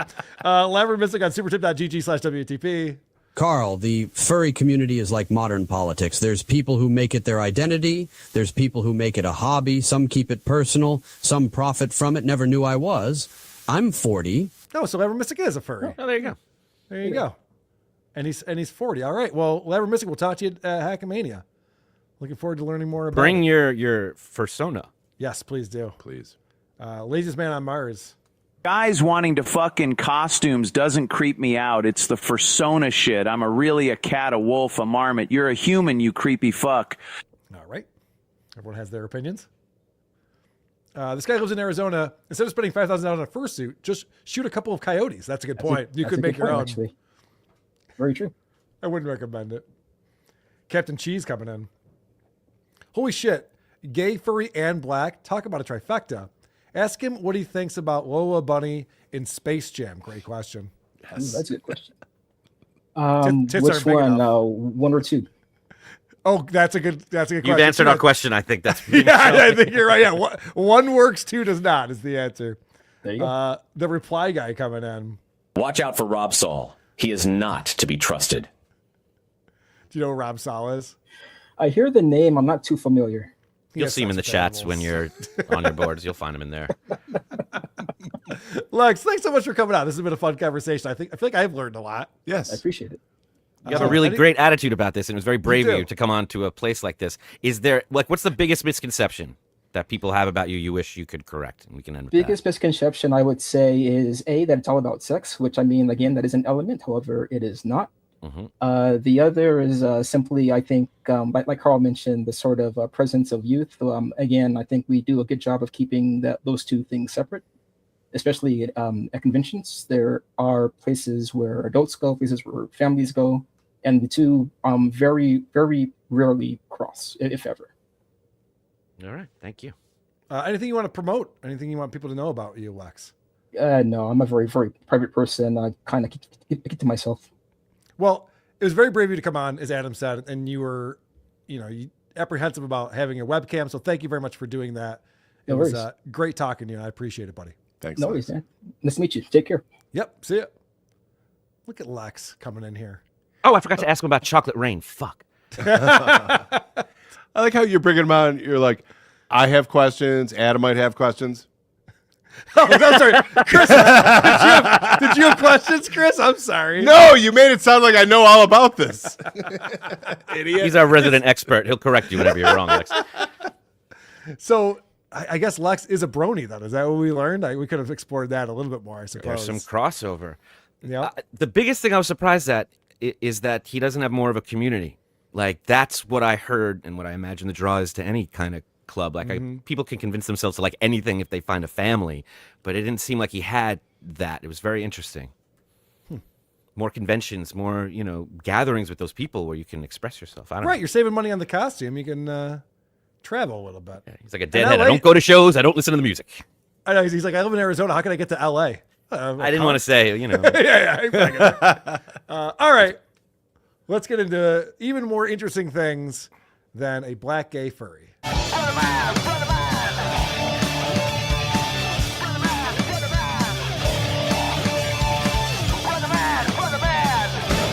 Ba, ba, ba, ba, ba, ba, ba. I should mention, Wheeze has a new podcast out. So Brother Wheeze, of course, is Opie's mentor, and he's the morning guy in Rochester forever. He got fired a few months ago from radio. So now he's doing this podcast. It's called like the Family Zoo, Wheeze's Family Zoo, or Family Circus, one of those things. It can't be Family Circus. That's a comic. Is it about furries? Anyway, it's Wheeze with his wife and his son. And I want to make fun of it really badly, but I know his son. And here we go. I know his son. I know a bunch of people who know his son, so God damn it. Oh, so you can be bought. You can be bought. It's Okay. really annoying. It's really annoying how that works. But Opie, fuck that asshole. And Ron Bourbon. All right, so back on the 23rd, this is last week, Opie's doing his morning stream with Ron. It's the Opie and Ron show now. And a chat comes in that really triggers the Opester. And I just want to advise Opie not to react. Like, this is how lol cows are born. Shit like this. Hi, my 9-year-old has a YouTube channel and he has 4,000 more views than you.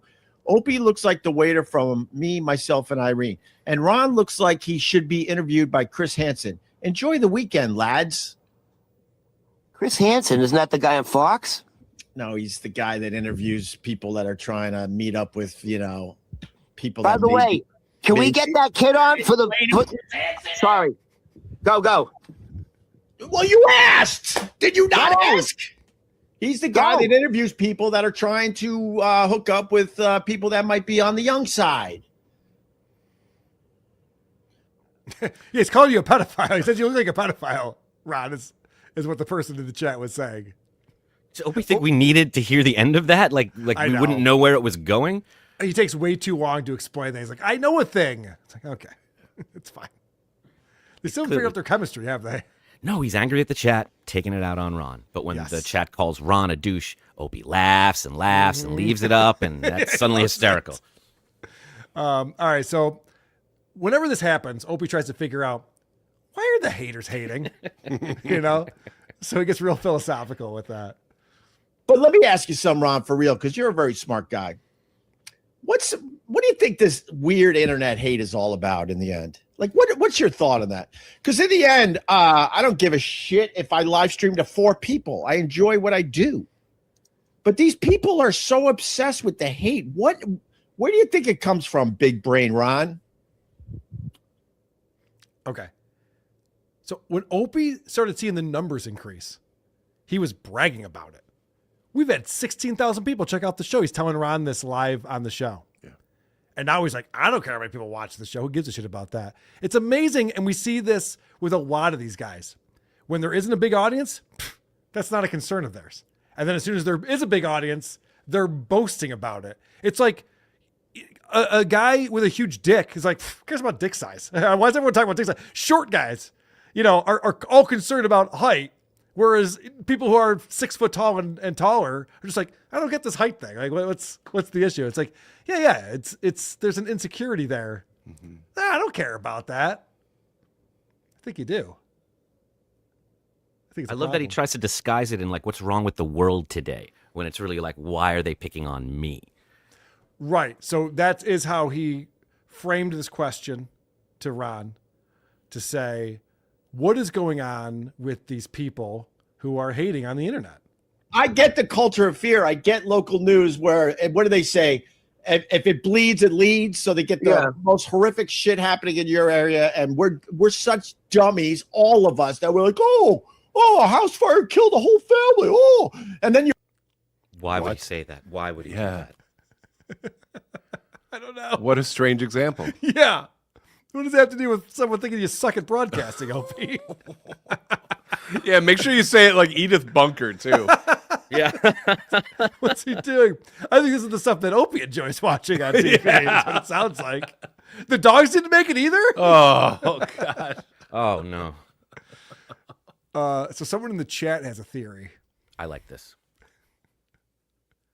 Opie's wife is spending up all of the liquid cash and giving him a weekly or monthly allowance. Once all the cash is gone, she will then make him sell all the property and file for divorce. Then she will take him to court for child support after she gets custody of the kids. She is allowing him to pretend like he is still married, but they're separated and she has a boyfriend. Meanwhile, Opie descends into madness. Oh, no. Well said, James Unifor Ed. I mean, there's wild speculation, I should point out. Yeah, but that checks out. Look, you and Ed are both just like, yep. Mhm. That's what it is. I mean, look, the only other option is much, much worse than that. So we're all hoping for this. Yeah, good point. All right. Well, let's get, an answer to this question, though. Why all the hate? What is going on? What is it about? What is it? Is it somebody that is jealous because they wanted to maybe go for something different in their lives? They weren't brave enough to do it. So then they get frustrated seeing other people doing what they weren't brave enough to do. Like, where does it come from for real, Ron? I'll shut up now. Thanks. Nice of him to offer that as an option. Yeah. Oh, it's because people aren't brave enough to luck out and get Anthony Kubi as your co-host. Like me. Yeah, I know. He's trying to say, like, oh, he's so brave for following his dreams. It's like, yeah, no, I mean, you found the right guy, and then you found Jim Norton, and yeah, I think things worked out well. But I don't think it's a bravery issue. It's a weird. You're never gonna believe who Ron says is to blame for all this. Oh, let's find out. Everything starts from the head, right? Yeah. Like if you want to, chop off the head, if you want to solve the problem, everything starts from the top. And the top right now is exactly that. Mean. Trump. Why did this guy just make fun of me in my own chat? I put it up on screen and read it and reacted to it. Probably Donald Trump. Mm-hmm. That's very satisfying. Thank you. Now I don't think I did anything to make this happen. I can just blame the government. Careful. Can you imagine Opie telling his therapist, complaining about the hate he's getting, and then saying, look, it's either because they're jealous or Trump. What do you say? The therapist is not going to agree with either of those things. Well, it's also because I'm brave and they're not. Can it be that? Right. The therapist is just like, I don't think you're giving me good options here, Opie. Okay, they're racist. All right, Bill Burr, get out of here. Okay, so this is interesting. We've talked about this before, that Ron the waiter, when he first met Opie, he was waiting on him and had no idea who Opie was not familiar with Opie and Anthony. Obviously doesn't follow Howard Stern, doesn't know anything about anything in that world. But he saw Opie and thought he was just like a drunk. Thought he was just a guy who goes out to the bars every day. And, a stuttering John, if you will. What how his face looked. His face looked like a drunk. Yes. He specifically said, the bulbous nose and your skin looks like you're just probably getting hammered all day, every day. And so Opie, to this day, is trying to explain himself and explain that he's not a drug. It's the lighting. That's why my mouth is purple. I swear. So this is a lot of explanation for this. So I went back. There's actually video of me being at Pete's Tavern the time I actually met you when me and Carl were doing a pop-up. Yeah. I'm like, why does he keep saying I have bad skin? That's one thing people will not say about me. I don't have bad skin. Dude, so I have what's called pre skin cancer. I get shit burned off me all the time. And as long as you can stay on it, you're pretty good. But it's something you got to worry about. That's right. So I had shit burned off my fucking face before Pete's Tavern. Dude, Now Now I finally figured it out. That's it. Simple. All right, moving on. Hold on a second. What? Questions? So, Opie looked like a drunk because of a medical procedure he underwent right before he went out to the bar that day? Yes, like a real Batman villain.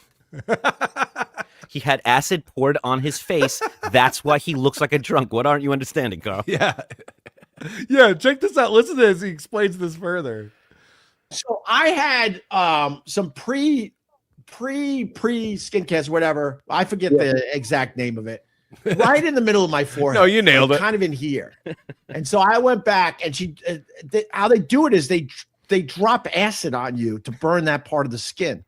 She fucking dropped too much of the acid, and it rolled on my face, fucking taking out everything in its path. Because I'm like, why does Ron keep saying that I had bad skin? And I didn't understand. So, dude, you had the stereotypical alcoholic red, grainy. Your nose, because it rolled like down. W.C. Fields. Like you look like W.C. Fields. Isn't that funny? As Ron, who's a waiter, who knows this look, who's dealt with these people. And knows noses. Yeah, right. Definitely understands how noses work. Is going, no. I'm not saying that you had a mishap at the cosmetologist. What I'm saying is, you look like you've been drinking for 40 years straight. You know, he's going, no, the acid, it was pouring down my face. I dropped too much acid. Ron's so great, he won't let it lie. No matter how many times Opie keeps wanting to leave it at this story, Ron has to button it with, well, you looked like a drunk, and just undo everything he just said. It's beautiful. Yeah, this is also interesting. Opie had this incident that would be etched into my brain if I was like going to get this treatment and they fucked up and poured acid all over my face and it scarred my face and I looked horrendous. Never mentioned it, went out to dinner immediately afterwards with a friend. Right. And then Ron tells a story of, man, you looked like a drug and your skin looked horrible. And you're like, I don't know why anyone would ever say that. And then years later, like, I wonder if it had something to do with that acid that was dripping down my face earlier that day. You just thought of that now? Really? He says he went and found footage. He found the footage and then figured it out. How is that possible? It's not. Okay. Yeah, he's brought up every angle to play the victim so far. Why now this? It's bullshit. And Ron every time Opie explains this, and this happens multiple times, Ron's just like, yeah. I'm not saying that you had like a blemish. I'm saying your nose looks like that of a drunk.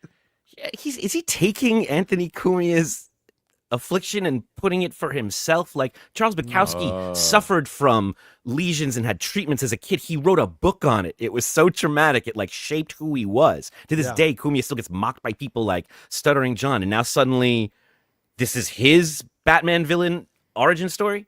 That's what's happening here. Interesting. So things get a little creepy with our buddy Ron the waiter here. So part of it was the acid came rolling further than it was supposed to. And I do believe that she burned some shit off on my nose because that's where you get a lot of the pre. But every time you bring up this Pete's Tavern, I'm like, what the fuck is this guy talking about? I've never noticed ever said I have bad skin. It was always the other guy that I worked with. When you see an alcoholic and they have like that puffy, bright red nose and it's kind of scarred, that's exactly what you look like. Your nose was bright red, swollen. Yeah. And you were drinking. You had you were having one of those Pete's Tavern 1864s. You were having the Pete's Tavern 1864 dark ale. Jesus. You remember what I drank, you weirdo? I'm your biggest fan. Oh, and the biggest nose. Oh, no. So somebody in the chat says, how close are we getting until Ron pulls a Kathy Bates from Misery on Opie? Yeah. That got real creepy right there, didn't it? And that chat was a prediction from a previous episode. Oh, Yep. Shit. Yep. And then it turns into that for real. Mm-hmm. Oh, wow. The chat's onto something. Yeah. Did you hear how Opie had to bring up Anthony in there for no reason? Yeah. That's my former co-host is what you're describing. It's like, no, that's not the point at all. Yeah, we're talking about you looking like shit. We're talking about you looking like shit. He doesn't want to hear it, so the story keeps getting more wild and wild till he gets the reaction he wants, and he's throwing other people under the bus. So then Opie does the thing. I've done this too, where people make fun of something that's stupid. Like, what do you play the mandolin? I'm like, yeah, not a ton, but I pick it up from time to time, and we play it at shows every now and again. Then you get real sleepy. And then I get real sleepy. And I'm like, I don't know if that's the thing that you want to goof on me for. I finally got to the bottom of that and I try to tell these haters, I'm like, instead of trying to make up shit, the real stuff's way better anyway. The fact that. Then tell us the real stuff. Where are the bodies buried, Opie? We want to know the real stuff. That's what we're trying to get to. Where's Doggy? Opie's like, why would you make fun of this thing? I'm not even a drunk. It's like, well, we're just going on what we have to work with. Yeah, what's with the purple lips? Yes. Tell us. The fact that I went to this lady and she's very trusted. Let's just put it that way. Okay. She's become kind of famous in that space. Let's just put it that way. And she goes, lay back. I got to take this one out. And she dropped the acid or whatever on, and the whole thing. And she even went, oh my, oops. Dude, what if it went your eye? Like a river and fucked up my whole face. Hold on. What if it went your eye? Like, really blinded? It wouldn't be good. I don't think it would have been good. Yeah, it's not good when your fucking doctor spills too much acid on your face. He goes, oh shit. Yeah, and it just rolled, and everything in its path like it was a lava trail. That's the real story, and I finally got to the bottom of it because I'm like, what is this idiot talking about? I was like, oh my god, dude, that's like a classic alcoholic fucking red nose. W.C. Fields. That's what I was thinking. Winston Churchill. He just keeps going back to that.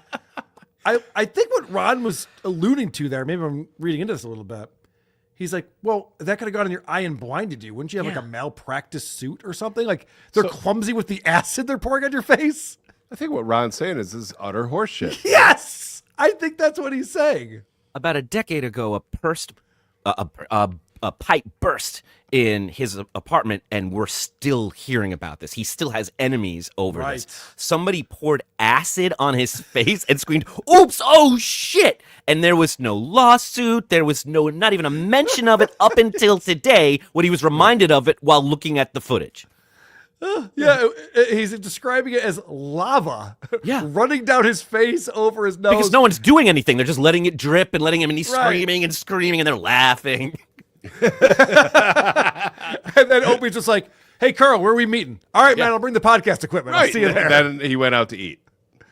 Yeah, even E-Rock is in the chat saying, that's what I said. It would have been a malpractice suit. Yes. It seems like it's a horrific mistake that you would make. What was he talking about? He's like, she was even famous in some circles for this? What is she talking about? She's really good at pouring acid on people's faces. I'll just leave it at that. I know. That's when you know he's full of shit. Yep.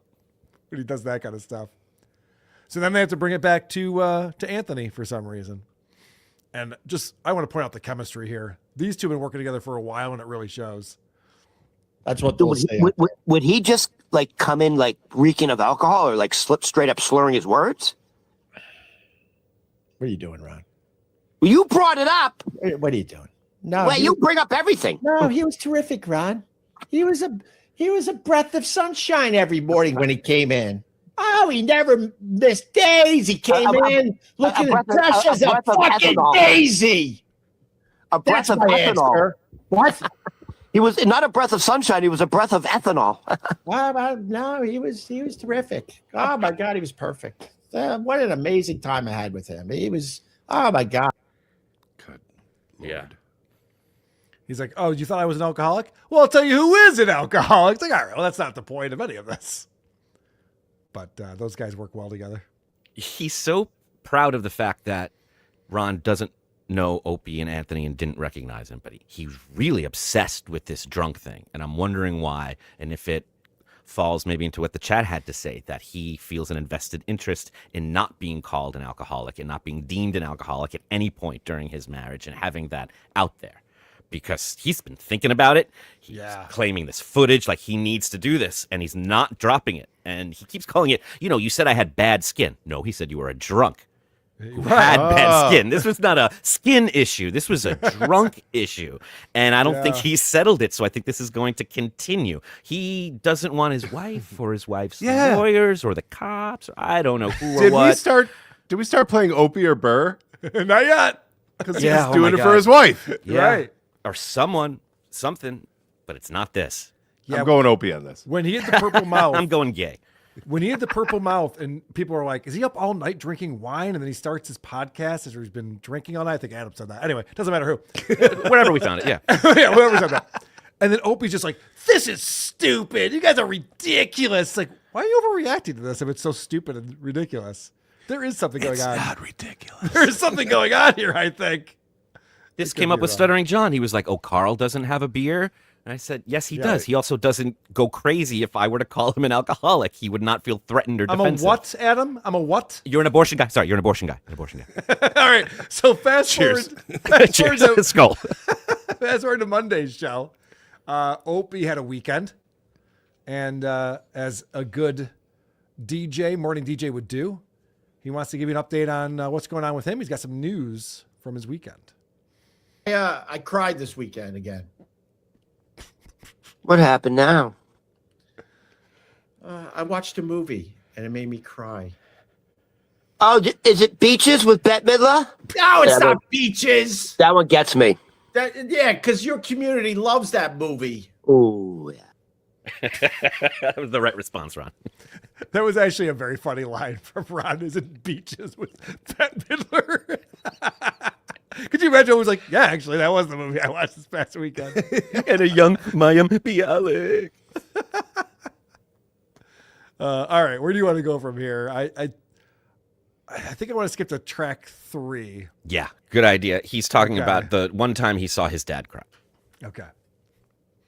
I had a daddy. That I didn't really see cry. I saw him cry twice. One time after his open heart surgery in the hospital, but the other time, put it back in. I took him to see The Passion of the Christ. What? Yep. You went on a date with your dad to see The Passion of the Christ? You've never been? That's wild. That's not a normal thing to do with your pops. Oh, I took my dad. We laughed and laughed. Oh, my God. Yeah, I thought you were only half Jewish, Adam. What the I thought we recognized a bunch of people in there. It was really funny. That's your great, great, great uncle. He was great. Why are they being so mean to Jesus? Does Opie come from a super religious family? I guess there's a lot of siblings. Maybe it is. I guess I didn't know that part. I don't know. He addresses it next. Okay. Oh, he's also asked if he No, I cried. don't think I did. Oh, Yeah, right. he's right. asked if he cried. That's the So his setup. dad cried. Did Opie cry? I'm thinking. No, I don't think I did. Oh, you didn't see it with him. All right. No, I saw it with him. The movie was. At one point, I said to myself, I wasn't going to act up in front of my dad. At one point, when I was watching Passion of the Christ, I said to myself, I get it. They tortured this person. I get it. The whole movie was him just getting tortured. How old were you? I don't know, 30s, I guess. Jesus Christ. This is such a weird date they went on. This is so bizarre. He even said, like, I would never act up in front of my dad. Yeah, As a right. 30-year-old? Also, he seems to be mad at Ron. He's just like, they tortured him a lot, Ron. Ron. There was a lot of torture. Some of it was unnecessary. Not cool, Ron. Yeah, a lot of it was unnecessary, buddy. Little apology goes a long way, Ron. That's such a weird conversation. All right, so Opie's out in the Hamptons for some reason. Actually, he'll explain it. We'll get into that momentarily. But first, I got to talk about the snowfall that's been going on in the Northeast. Adam, I'm sure you've had some inclement weather out in SoCal as well, right? It's been pretty nice here. Oh. So anyway, we live in a lot of the country. It's been really shitty out. You know, my parents out on Long Island, their plumbing, the pipe burst in the basement and flooded the basement. They're in their 80s. They live alone, and they complain so much less than Opie about it. You wouldn't believe it. Isn't that funny? They're just like handling it. It's been very cold. Yeah. But Opie, he wants to have a story for the snowfall, and he wants to give us a fun little anecdote. Talking about snowplows triggers me because, I was just a young kid when I learned that my second grade teacher, while on a trip to Canada, was decapitated by a snowplow. Bullshit. Anywho. Yeah. That didn't happen. Sounds like bullshit. Good stuff, though, Opie. I love when Ron looks at him like that, like just like he smelled Yeah. something bad. Yeah, he's like, Nope. not going along with that bit. Sorry, buddy. It's not doing it for me. Speaking of bits. Oh, look, half inch of snow. I'm done in 5 minutes. What? Go Silly. inside and have some tea. Oh, Amateur. will you let me do my stupid bit? Go I ahead. don't have many bits. Let me do my goddamn bit. By the way, that's true. You don't have many. Go ahead. Oh, I don't have many bits. Yep. You want to see one of my classic bits? You Here's one know- of my classic bits. Bye-bye. Bye-bye, Rod. Bye-bye.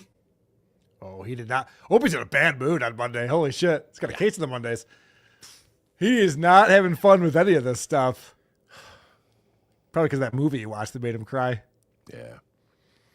Eric Nagel agrees he's never heard the story about the snowplow decapitating a teacher. You'd think that would come up on Opie and Anthony.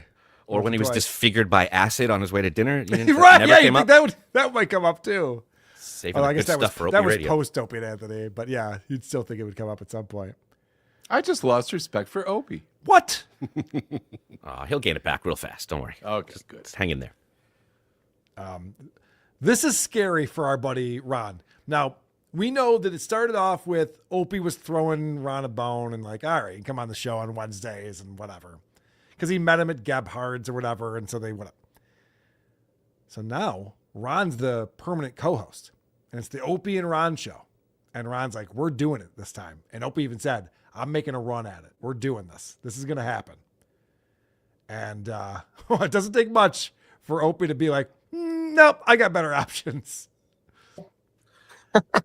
I'm all in with Pete Davidson all the times he did my radio show, all the times he said, oh, man, we are friends and I love coming here. I think I like doing your show more than SNL. And he had a really good time. I have no doubt my phone is ringing and I'm going to be on Pete Davidson's podcast on Netflix. Oh, yeah. Because we bonded back in the day. Excuse me. If he invites you on, he's inviting you on as the Opie and Ronnie show. It's not just you. Now it is. Hi, everybody. Welcome to the Opie Radio Podcast. Uh-oh. He's going to forget about his friends, I think, once he gets famous again. Oh, yeah. Ron who? Oh, boy. Sorry, Ron. Come on to BTP. we'll have you on for a segment like we did that gay furry. I have a few questions. We'll share a laugh and move on. I bet if they were somewhere and ran into Pete Davidson, not only would Opie run ahead with Pete and leave Ron behind, but when Ron caught up to them and said, buddy, you lost me back there, Opie's the kind of guy who would look at Pete and go, I have no idea who this is. Yeah. Is this guy bothering you? And Opie would get in Pete's car, drive through a puddle to splash Ron as they're driving Oh, we away. missed him. Circle back. And Ron just bought Opie a milkshake and he's holding it like, And he smashes the milkshake. I bet we can get AI to recreate this for us. Yeah, I think That it's happening that right sounds now. fun. All right, let's fast forward to Tuesday. So, again, the chat is not Opie's friend. And Opie's been having some issues with his tech. It's not all that great, as you've seen. And they're judging him. Opie doesn't like being judged. I'm going to continue podcasting from a windowsill. Ron's going to continue podcasting from his, basement apartment with the wood paneling. But Marty says, showing a phone to the camera, this is a big time professional show. Hey, that's literally how Skankfest does it. Huh? Dude, every Skankfest, if you watch the Skankfest podcast, right, literally how they do it. Fucking Big J Okafor or the Louis C.K. Gomez, whatever his fucking name is, they put the phone up. Is he doing that on purpose? I hope so. Louis C.K. Gomez. And Big J Okafor. Yeah. Jokey the Jackman. They're all going to be there. Yes. Together He at fucks last. up every name. That's great. So Opie's not understanding what makes some podcasts successful and others utter horseshit. And so Opie's going to go off now about how, yeah, he lacks the tech. He's being very sarcastic. And, the shows that have the tech, they're the ones that are taking off and everyone's watching. I would call us the outlaws. We're the outlaws of podcasting. We're the underdogs of podcasting. And, there are times something happens on the internet where I go, oh, I get it. This is why I'm podcasting from a windowsill. And Ronnie Babes is podcasting from a wood paneling basement apartment in Astoria, Queens. Because we can't compete with the big podcasters, Ron. And I got an example of that. Oh, all right, cool. He's got a bit prepared. This is good. We don't see this very often. Opie's got some prep prepared, and he's going to show us who the big-time podcasters are and what they're doing to be successful and why Opie can't compete. Well, Squishy Face has some brilliance that she threw out there on her giant podcast, and this is an example of why me and you are stuck doing it this way, as she has a giant platform. Are you ready to hear Squishy Face? This is Squishy Face. I don't know what Squishy Face means. Oh, you know who Squishy Face is. All right, let's see. Here she is. And laying hands on a police officer trying to... Oh, wait, that's not... No, it went forward on me. It went forward. Oh, no. Yep, that is an example of why they're not making it. So he's showing Megyn Kelly, and we'll show what point he's trying to make because he just does not get it. But the fact is like, oh, okay, this is what you got to do to be successful. I'll show you what you got to do. Like, oh, fuck, I fucked all that up. Whoopsie. Bad timing on that. So he's going to figure out what he wanted to show us. I know I'm supposed to feel sorry for Alex Preddy, but I don't. I don't. Do you know why I wasn't shot by Border Patrol this weekend? Because I kept my ass inside and out of their operations. Wow. Now, with takes like that, Ron, we can't compete with the big podcasters out there. There's some brilliance there by Squishy Face. Fucking brilliance. Opie just proved he can't do what we do. Yeah. He finally played a clip and responded to it. He's like, anyone could do that. I'd be the best at it. And then Megyn Kelly has a pretty outrageous statement that I'm sure you could find reasons to poke some holes in it. And Opie goes, oh, yeah, Squishy Face. Holding a phone. Got her. Nailed her. Yeah. So Opie's missing the point, Yeah. He's obviously not understanding. Like, oh, Megyn Kelly has a huge audience of people. And it's like, Ron picks up on it right away. Mm-hmm. And it's like, well, yeah, did you notice how there's a really controversial thing that happened? And she has a hard stance on it. And that's going to obviously find an audience today, because everybody would be clicking on like, hey, oh, by isn't the way, this Opster amazing? Hey, by the way, yeah. So you know what people are juxtaposing for that video now? Is that guy Kyle with the fucking rifle? Remember? I'm not talking about any of this today. Well, you are. You're talking about it right now. That's all I wanted to say. You literally started off the show talking about it. I'm not talking about it anymore. I just wanted to prove to you why we shouldn't be talking about this, because you got Squishy Face with the brilliant takes. We can't compete with that. That's my whole point today. You literally started the show up talking about it. I don't understand. No, I was, well, I guess. I mean, it was more about. Isn't that amazing? He gets mad at Ron, and his point was sarcastic to begin with. Right. So Ron makes a good point, and he has to be mad at him about it. They're like this all the time. I just love the fact that Opie is just like, this is why we can't compete with these people, because look at Megyn Kelly with a good presentation, knowing what she wants to talk about, having a take and putting it out there. And Ron goes, well, what's your take? We could do the same thing. Let's have a take. And Opie's like, I don't want to have a take. Leave it alone. Yeah, let's not have takes. And Ron's just like, that's why we don't have an audience. Ron's thinking about dumping Opie. Oh, that would be amazing. The Ron Berman show. What is he Look judging? At him. He's thinking about it. Opie, like he'll let in one controversial statement an episode, and everything after that, there's like a quota, and Ron's not allowed to curse after Opie's used up all the swear words. Yeah, that was so bizarre. We're not talking about that. Why not? You're showing Megyn Kelly's take on it. Maybe you have a different point of view. He just called Anthony a drunk, and then Ron was like, well, how drunk was he? He's like, I'm not talking about it. Just leave it alone. Every time. It's no winning. It's some vaudeville act right there. How drunk was he? He was so drunk. So I think that Opie's finally hit a real breakthrough here. I guess technically, but I mean, it was more about showing the world why I'm stuck at a windowsill, showing the world why you're stuck in a basement apartment with the wood paneling, because we don't have takes like a Squishy Face. So why can't you have a take like that? Yes. I don't know, Ron. I think you don't have it in you? I think I'm dumb. I think, we got to cue up Nirvana's dumb. I think I'm dumb. I'm a dumb. You're a dumb. I'm a dumb. So why are we?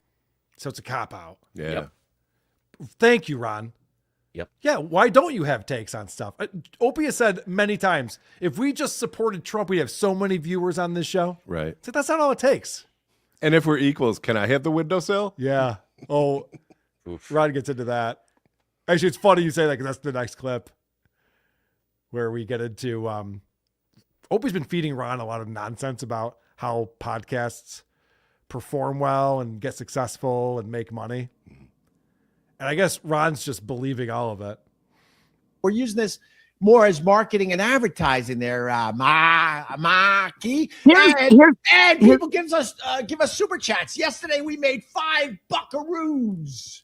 Here's the reality. Like Opie will say to me sometimes, hey, the numbers are really good today. Like 65,000, 70,000. He goes, that's great, whatever, but that's not how it works. If the true success in the podcast world, you actually physically have to download the episode. If you download the podcast, if you download the episode, then I can get out of this fucking basement and maybe get a window view. Well, Ron. Huh? So Opie has informed Ron the only way they can make any money is if people download the MP3 file of the podcast. Have you not been paying attention to all of the YouTubers who are doing the same thing that you do that are making hundreds of thousands, if not millions of dollars doing it? You can tell where this came from. This came from Ron going, oh my God, we got 64,000 views. We hit payday. And Opie having where's my cut? Right. Now he's saying, here's why you're not getting paid. And he knows it's bullshit. So he fills his head with this nonsense. And then in the next beat is like, back to Ronica, where the audience pays you. Ron, Ronica Day was a huge success. I'm starting to think, I know we were thinking about doing Ron Hogs Day. When is Groundhog's Day? Soon, right? In February. So do you want to do Ron Hogs Day? For the people that aren't with us every day, Ronica was a day where I gave Ron all the super chats and I matched. And we want to do another one. But we're not sure if we should do Ron Hogs Day or maybe we do something around Valentine's Day for Ron. Sooner the better. Let's keep pushing it farther and farther away. Maybe Easter. We start doing that stuff for you. Now, this is interesting. I forwarded you an email from Chris Primer, who we see in the chat a lot. And he's been watching Opie's stream every morning and super chatting and asking for Ron's PayPal. And his super chats never make it on the screen, never get read.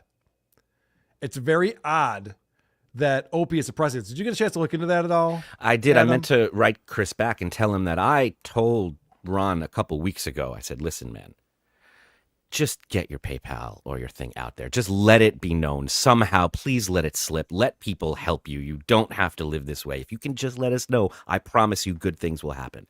And it's the only time he didn't respond to me, I think, or read it or say he read it. So he seems to be full on Opie. That's too bad because I couldn't believe Ron came with receipts. He sent screenshots. He sent he had literally receipts from YouTube that he made the purchase of, and Opie won't put that up on the screen, which is crazy because Opie just said they make $5 on super chats. What does he care if people want to donate money directly to Ron while they're doing a show? Yeah, why would he prevent that? Why would he prevent that? It's not like he's making a ton of money that he wouldn't otherwise see. That's crazy. What is he telling Ron is the reason? I'm guessing it's because we're going to dox him and it's hate. And as soon as we have his PayPal, the racists are going to take him down. Interesting. Wow. Chris Primer, keep up the good work, my friend. Yeah. Thank you for doing that and for informing us on what Opie is doing to his buddy Ron, keeping him from getting out of that shitty apartment in a nice area of Queens, by the way.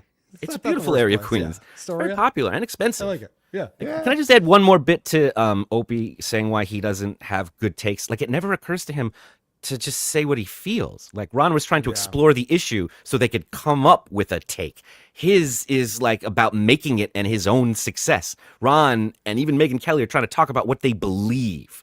It doesn't even occur to him to even go down that road. What would it matter? Because he doesn't believe anything. Right. That's the problem. He doesn't have any passion about anything. He doesn't have any takes. He'll go wherever the wind is blowing.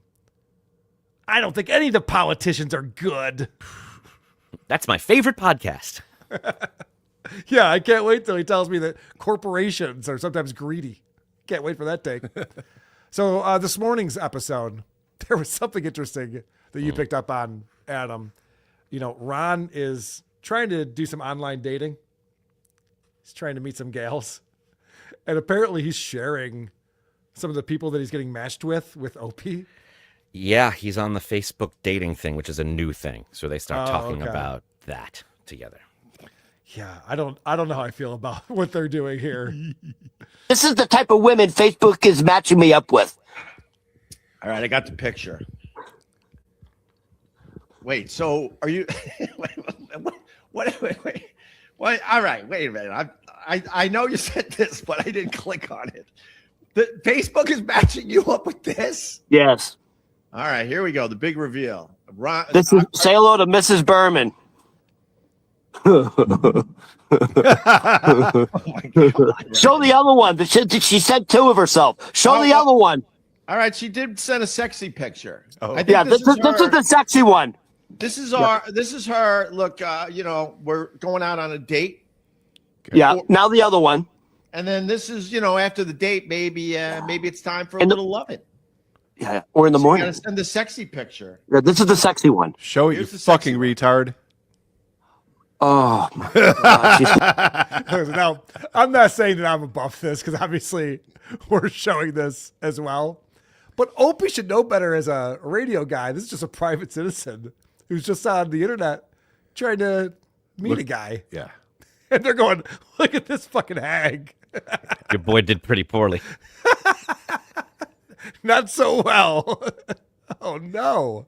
And by the way, Ron, beggars can't be choosers. The fact that Ron's going out and be like, can you believe Facebook thinks I would go out with this hag? Like, yeah, I can actually. Yeah, that's a match. It makes sense. Oh, and Ron's not going to disagree with you in this next clip. He's not against it. He's willing to make fun of it and go down that road. We all are. Can I state the obvious? She looks like your twin brother. Show it again. I can't. I don't know. It's fine. Legally, it's fine. I want to see. Yeah? I want to see my booby face. Show it one more time. Show the sexy. God, and Opie's take is similar to like the swearing. Like we already said the F word twice. I can't do it again. He's like, I can't do that again. Opie has OCD. Yeah, right. The sexy one or the regular one? No, I want to see the sexy one. All right, let me get the sexy one back up. When she's about to take her shirt off. She's got a nice dimple and everything, Ryan. Dude, look at her. She's about to take her shirt off.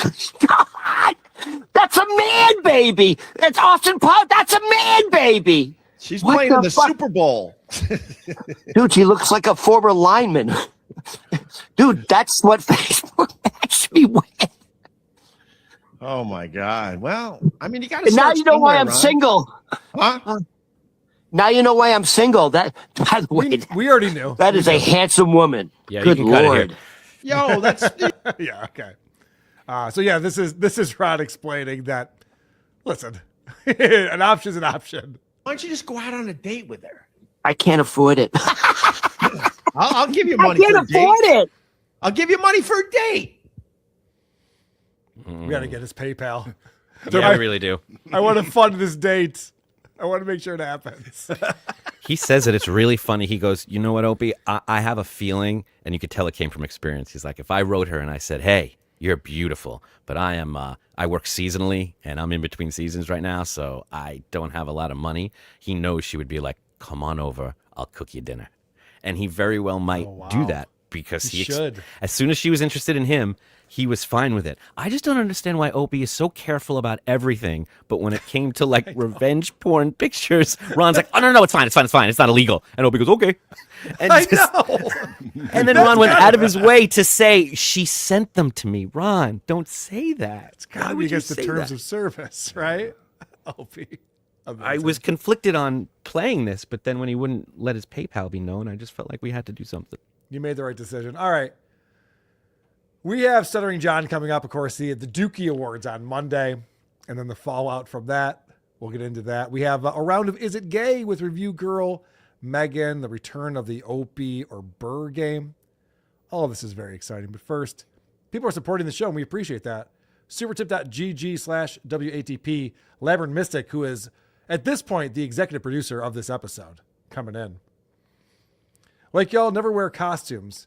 Is your wife really a nun, sir? A student? The increase in not safe for work and furry has grown like extremism in politics. All right. Listen, I'm wearing a baseball hat right now. See? I get it. Yeah. I don't play on the team. I don't run track. No, you do not. You leave the word track out there too. I have 20/20 vision. This is just fun. Oh, okay. Lever Mystic again. You guys missed Ron being unintentionally funny. While Opie is trying to explain Chris Hansen, Ron interrupted with, "We get that kid on," proving point. Yeah, there was something he kind of Okay, I didn't understand glossed what he was over. interrupting him about. I can't believe he thought it was Chris Wallace. I know. The one pun. Opie, with your nose so red, show me your family that allegedly isn't dead. I love that song. That's really good. Laziest man on Mars. I just love Ron. He's so much smarter than Greg. He's the ultimate Opie foil. Says Slow Wife. I don't know if that's a good sign. Trust us, Opie. It's not just internet hate. Yeah, good point. The only place we can find you. BP Slick, $10. Obviously, Ron has the country economics law and international relations figured out. Look at his life. That is a guy who has his stuff together. How many stains are on his new mattress? Well, BP Slick, you would know something about that. Sean, the producer, if Opie was laying back as he claims, how did it roll down on his face? Point. Yeah, that didn't make any sense because gravity wouldn't take it that way. It would take it. Sean, the producer again. Opie born 1963, Passion 2004. Opie was 41. Oh my God. Thanks for doing the math. Good call. Yeah. How old were you when you were 30. crying with your dad at the movies? 9? No, 41. Oh, okay. Terrifier, $5 says, Ron should start his own show and go live every time Opie goes live. Right. Just compete with it. I think he'd get more viewers. I think so too. Payday. BP Slick, Ron Hogs Day. If a gal sees his hog, 7 years of winter. We don't have to worry about that. Thank goodness. This is our buddy Lex who was just on. Thank you for having me on. I can't wait to see producer Chris. Producer Chris makes me look amazing in post. Oh, we have some bad news for you, Lex. Yeah. I mean, if he's not making me look amazing, what do you think he's going to do with you? God. It's only Still so look much like Ron. Only so much a guy can do. All right, let's get into StutJo. Bloody ass. Can I get a little sympathy? Nope. Because I got a bloody ass. I'm bleeding generously because I got a bloody ass. This is just incredible to me. I know that John lacks a lot of skills needed to be a podcaster and a broadcaster or a man on the internet.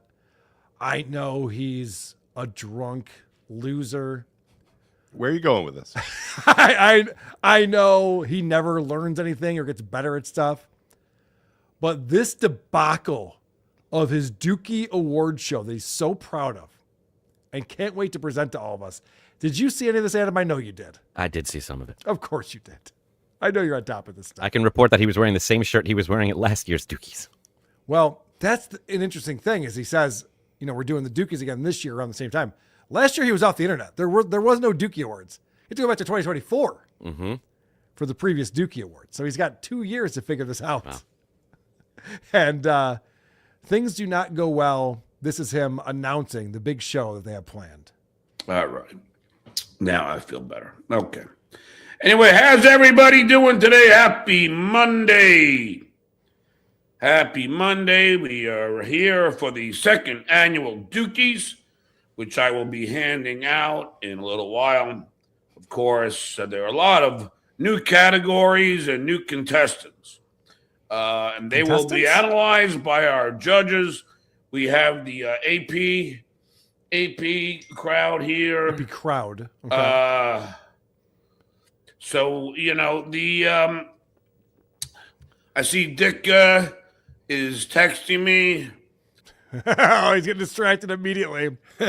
John has this cadence throughout this entire episode that's so obnoxious and annoying. He thinks he's performing. I'm doing a thing where I'm presenting a thing. This is a show. All new contestants. Yeah. Nominations is the word that avoids him this entire stream. He can't think of nominees. Cannot think of it. Nope. So he's all excited. He's all revved up to present this. He can't wait. And this is 8 minutes into the show. Wait, this is not the one I wanted, huh? No. Nope. That was not what I wanted. This is not the tape I needed. So now we're at 3x speed. He's on his phone. This is what I wanted. What fucking happened? He's getting phone calls. There it is. No. Siri, what did I want? What is this? Oh, why does this keep dropping out? That's not it. That's the problem. All right, hold on. This should be it then. All right, hold on. That's it. All right. Okay. This should be the right one. Sorry, we're experiencing technical difficulties. Please stand by. This is still 3x speed this whole time. All right. Why does everything have to be a hassle? Okay, let's try this one.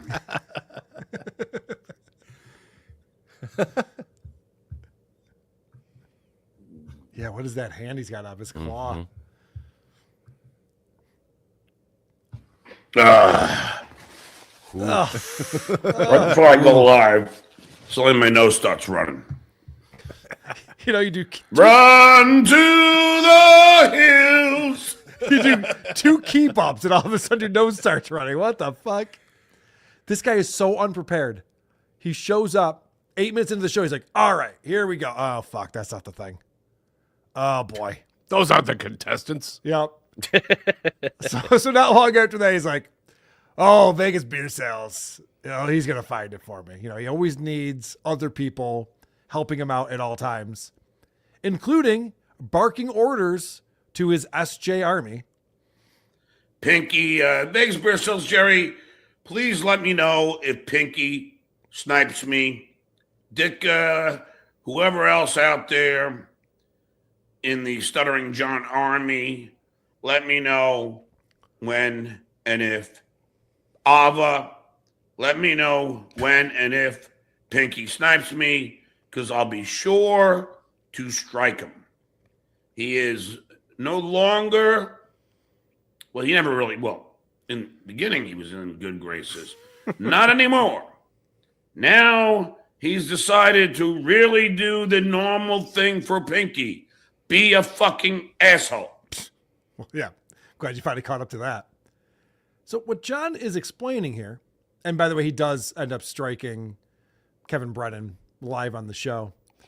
What he's explaining here is that it's not about his rights, as he claims. Mm-hmm. This is my property. I have to do this DMCA strikes because it's against my rights.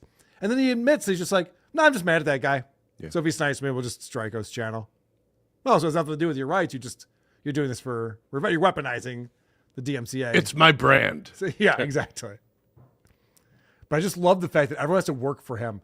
This is why he wears out friends very quickly. Mm-hmm. They remember when he had the mods and the mods would be super chatting him money? He's making them work for free, and then they also have to pay him on top of that. And he would be endlessly pissed at them for things that they did.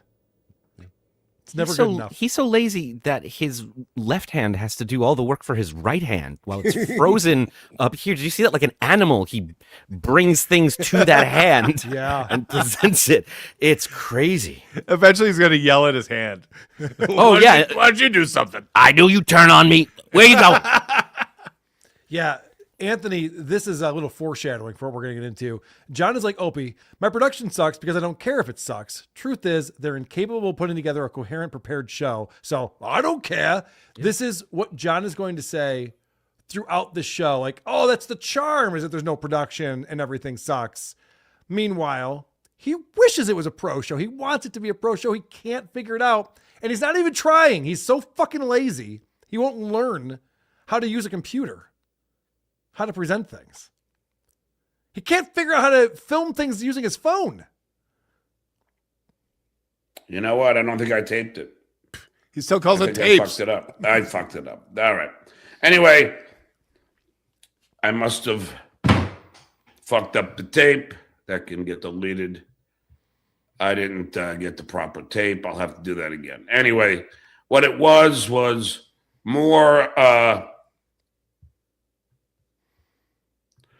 footage of strip malls and gas stations on Lady K's block. This time, a Domino's, a liquor store, a tobacco shop, and a gas station, 7-Eleven. All on Lady K's block. So this is John's big thing. You remember he had that gas station that was being built on my street. On the Parkway, yeah. Yep. And so now he's finding more things to film and show because it's so funny that there are these businesses that are on my street. And he can't even figure that out. He got a stupid fat thumb in the way when he was trying to film it and he didn't realize, which is insane. I don't know how you make that mistake. If his thumb did turn on him. Maybe it was his penis knuckle. They got the shot for him. I'm not sure. The hammer.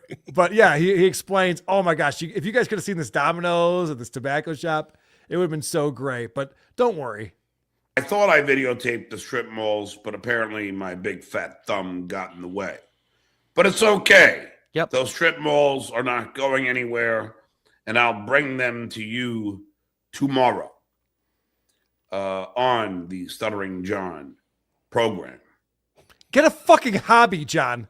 Why is he driving around filming businesses in Cape Coral? Try to stick it to me. That are on his block, too. Yeah, he lives a mile away. He was already going to the liquor store and tobacco store and 7-Eleven, so he's always there anyway. This is hilarious, guys. Domino's, who can afford that? I know exactly La-di-da. I know exactly what he's talking about. It's on my way to the airport, so I'm familiar with this Domino's. And John goes, wait, tomorrow I'll go out and film it. So I looked it up. It's 4.7 miles from my house. He said it was on my block. Yeah. I don't think he understands how blocks work. It has a big block. And John, I can save you some time. There's this thing called Google Street View. Here it is. Here is the Domino's, the liquor store, the tobacco shop that you're referring to. How did you do that? Can you believe it? It's on the internet already. You don't have to fucking film it. Earn the witch. This is 5 miles from my house. I don't give a shit. It's disgusting. It's not great. It's not a place I frequent. I'll give you that. But all right, I'm sorry. We're getting distracted. Let's get to the Dukies, for Christ's sake. Here's a live rehearsal. This is something that John should have done before the show started, I would imagine. Now it's time for the Dukies. And this takes a lot of thought process. A lot goes into the Dukies. Okay. This is not haphazardly done. Hopefully the guy that made it really look professional could do it again. Oh, that's interesting. So the last time you did this back in 2024, someone took the video and in post-production made it look way better than it actually was when it ran live. So John's already thinking like, I'm going to fuck this up, but someone will pretty it up for me. Yeah. And this is an ongoing thing throughout the Dukies. He keeps saying, this is going to look great in post. We'll fix all of this in post. But this is the second annual Dukies. It's not. Where we will have 5 categories, 5 nominees. Hey! And we will don the winner according to Ernst & Young, the accounting firm, which has those envelopes sealed, and I shall be handed the winners of the Dukies. So let me get the Dukie started here. Maybe Keanu or somebody will join in. They don't. But anyway, we are now ready for the Dukie. What is this cadence? So please, let's all hear. The crowd is incredibly excited. This is hilarious. He does this throughout the entire 2.5 hour stream. He doesn't understand how to use these sound effects that he looked up on YouTube in order to play. He goes, the crowd is excited, and then hits the crowd noise, rather than just be like, welcome to the Dukies. Yeah, and the crowd, bring it in slow. And the crowd comes and erupts. You know, like that's how you would do something like this. The crowd is going crazy for the Dukies. Yes. And here is your host of the Dukies, the Stuttering John Edward Melendez. And the announcer. From Mineola, Long Island. Now let's check with our drummer in the percussion department just to make sure we have the drum rolls set. So we know when. Which drummers you want? The one in the percussion department. Got it, boss. All right. Also, I'm sorry. Yeah. Yes. This goes on 2.5 hours. Yeah. He knows he's putting on a show. To him, this is a big deal. Yep. He looks fucking miserable. Oh, yeah. Smile once, you fucking retard. He's not in a good place. He's deeply out of breath. He can't get out more than 3 to 4 words at a time without, like, it's really bad. He's miserable because he feels miserable. And I think the worst day to try and be like a happy-go-lucky host. Because Gravity is particularly heavy this day. Oh, he's drowning and choking as we're watching him. It's really sad. His eyes are so dark. I think Mike Morris pointed this out on Point Dabble Point on Monday, that if you flip his head upside down and just looking at the eyes, the eyebrows and the eyes look exactly the same. You can't tell which one's upside down. Wow. He'll have an excuse for that coming up. Don't worry. We'll find out why he looks like shit. Okay, drum rolls are set. What an idiot. Okay, and then we can everything is set for the second annual Dukies. Of all the drum rolls on the internet, he picked the children's toy that lasted for 10 seconds. Yep. He has no idea how to do any of this. Wow. He thinks he's being funny. See, here's the thing. You can have shitty production, and if you're funny, you can overcome that. Like Kevin Brennan has terrible production, has no idea how to run a show, but he's actually witty and says funny shit. And so you give him a pass. You're like, oh, that's kind of funny. Doddering old man says funny stuff. He's mean to people. John just sucks at everything. He's not funny. He's terrible at all of this. And he hates his life. Everyone hates his life. And he's drowning. Yeah. And early on, he hits a snag. You got to really go back here, huh? Is that what you're going to do to me? Oh, I got to pay for this shit. Damn it. Got to pay for this. Fuck. Okay. And now, anyway. So, anyways, nice to be here. Thank you, everybody. Thank you. Good recovery, John. A bunch of the nominees were all wondering when this was going to get started. It's been a while. There's no Here food. come the perpetrators. You got to pay for this shit. He's paying. He's amazing. All right. You ready for the first category? Yes. Let's get into it. The first category, let me see how I have these aligned. Okay, perfectly. The first category is first category for the Dukies is going to be the following: most ass-kissing co-host. This category. Do you think it's you, producer Chris? You're not even a nominee, my friend. Sorry. Snubbed again. All the work that's put into this, I'm not saying John put any work into this, but all the work that puts into this, you can't come up with a better category than most ass-kissing co-host. There's a better way to phrase that? That's just whoever he's mad at. Yeah. Is most ass-kissing co-host. Can we hear the crowd? Yes. Can we hear the crowd? You're cueing it, idiots.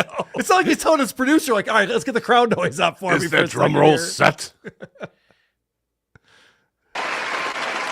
Yep. Crowd's going crazy for the most ass-kissing co-host. All right, crowd, give it a break. Thank you. Now, the most ass-kissing co-host. Why would it be the Ball Washer Award? Would it be the Ball Washer Award, the most ass-kissing co-host? It sounded like he just got annoyed at that soundbite. Okay, the crowd turned on me. Thank you. Now, the most ass-kissing co-host. Let's go.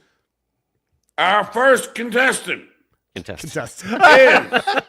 Stevie Loser the User. No, what's great about this is John has to go to his email. He has to go into his Gmail account because somebody emailed him the photos he's going to use for this category. I'm sure for every category. And we can't see whose email address this is, but it's right there. And so he's going into the image preview in Gmail to pull this up. He doesn't know. Like, there's buttons all over StreamYard. And Vince Lawyer says this is made for children. It is. I can't stress this enough. There's this little button down here that says add media. And as it goes to a thing, it says add media file. Boring. He just add a media file. This fucking idiot's going to YouTube for sound effects and has to go to his email to find a picture of Stevie Lou. All right. And then he has to zoom in. It's not a good presentation, I guess is my point. Is everyone else picking up on this? Am I the only one?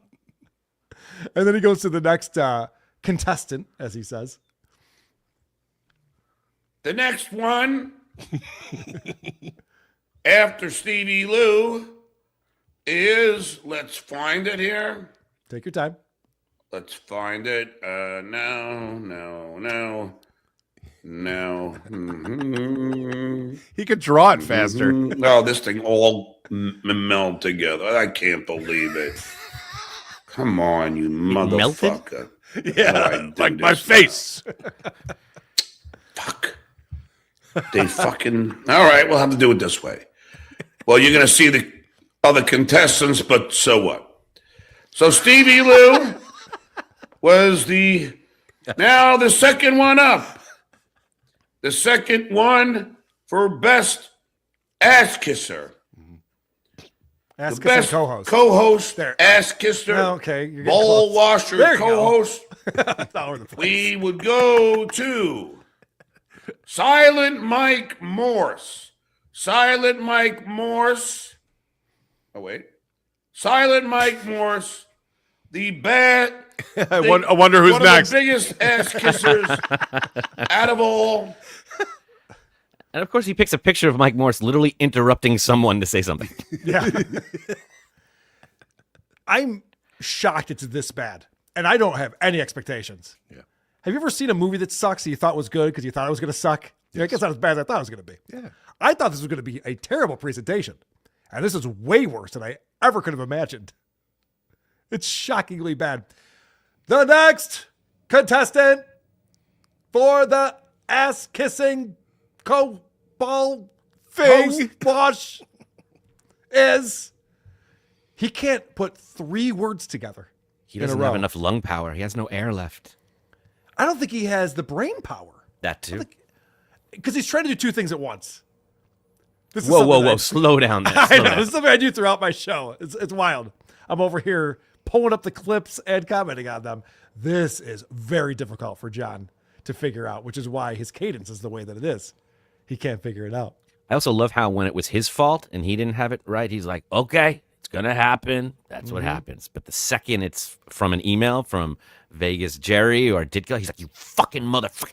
You goddamn. Wrong one. You sent me the wrong file. Yeah, it's always their fault. So John has to recognize that this is not a good presentation. Again, please don't think that the graphics and the production is going to be good. It is going to suck. Yeah, we know. I'm well aware of that. John thinks that I had high expectations for this one. I didn't. We're impressed the green screen is still up. It's amazing. Your filter's on point, so you got that going, although I can see the T in your forehead. So now another person who's a ball washer, or an ass kisser or whatever it is our buddy Cardiff Electric. By the way, will be on Dabbleverse Live, making its debut tomorrow. Blind Mike and me are hosting a new show, Dabbleverse Live, Thursdays at 4 p.m. Eastern. Check that out. And the great Cardiff will be with us. We're going to be rotating different guests on every episode. And so John nominates Cardiff, and he thinks he's got a real gotcha. He's going to dox Cardiff Electric. So our next contestant for biggest ball washing co-host is Lardiff. Oh, That's shit. right, Lardiff. That's him. One of the biggest ball washers known to man. Look at that fat fuck. Holy this poor guy. mother of God. Take it down, Carl. Look Take it down. at that belly. Holy shit. And there is Lardiff. So Vegas Beer Sales Jerry, who was there all week at a Hackamania this past year, was trying to get photos of Cardiff Electric for his buddy John so that he could dox him and try to ruin his life. Because Vegas Beer Sales Jerry is a great guy. And he fucking photographs a guy who's not Cardiff. Just a guy who's hanging out at the show. I think this was one of the butter eating contestants. Yeah, I think you're right.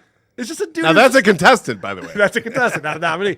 It's just a guy who's hanging out at Hackamania, and John thinks he's got Cardiff, so he's like, I can't wait to dox this guy. It's never a good, even if you had the real Cardiff, it's never a good look to dox someone. It just makes you look petty and like you're a piece of shit. Chances are they won't show up to accept the award if you do that. That's true. Yeah, they don't like that. This is such a failure on every end. John thinks he's got a gotcha. He doesn't. Let's find out who the winner is of this category. You guys ready for this? Yeah. I'm sure this will go smoothly. To me, this is the most obvious, best ass-kissing, ball wash co-host of them all. Please, let's hear it for No Screen. Let's hear it for Stevie Loser, the user. Thank you very much. Who are you Stevie thinking? Loser, the user, one of the biggest ball washers of the Dabbleverse, who sucks on the teat of Pinky any chance he gets. So let's all hear it. Crowd, aren't we happy to hear that Stevie Loser, the user, has won for biggest ball washer. He gets the Dukie. Thank you very much. Stevie Loser. Stevie Lou wins. Thank you very much. Doesn't even understand how award shows work. Also, the complaint on award shows is not that they move too quickly. People are just like, whoa, slow this whole thing down. This presentation is just flying by. Yeah. This took 22 minutes to present the first category with all the fuck ups and the cadence that he has and trying to find the images and fucking it up and not knowing what he's doing. I also don't think that was the real winner. I think it was the only image he could pull up successfully. You're right, because he went to, shit, it's not there. I guess it's Stevie Lou. That's fine. It's good stuff. Do you guys want to find out why John looks so haggard? I mean, look at this face right here.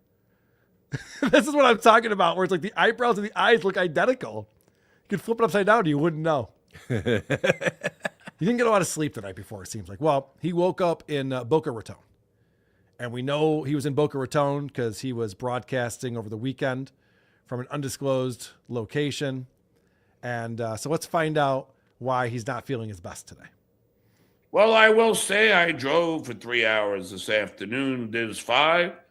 And I also had to... By the way, I should point out. Yeah. His first story was he got up at 7 a.m. to drive back. And he stopped at a gas station to get snacks and an energy drink. And someone's like, oh, so you like gas stations now? Anyway. Probably some shitty part of town. Not the point. But now it's... In the ghetto. Now all of a sudden it's 3 hours in the afternoon to get back. No, Anthony, it's not acid on his face. He doesn't get the same excuse that Opie got. No. He's driving a long ways. Well, I will say I drove for 3 hours this afternoon. There's 5. And I also had to, let's say I had a fun 2 nights in Boca Raton. Now he's claiming he got laid, which I know is not true. Yeah. He was broadcasting every night while he was out there. Hey, put the pussy away. I got to do my show. And if he got laid, he'd be like, let's just say I got laid. I know when I get laid, I'm out of breath for days. Right. John's just like, I might never wash this finger again. Seriously, I might never wash this finger again. So, yeah, no, we don't. Or anything else. Right, we get it. So one of the things that we look forward to during an award show is the musical act coming out. And boy, was I excited about this.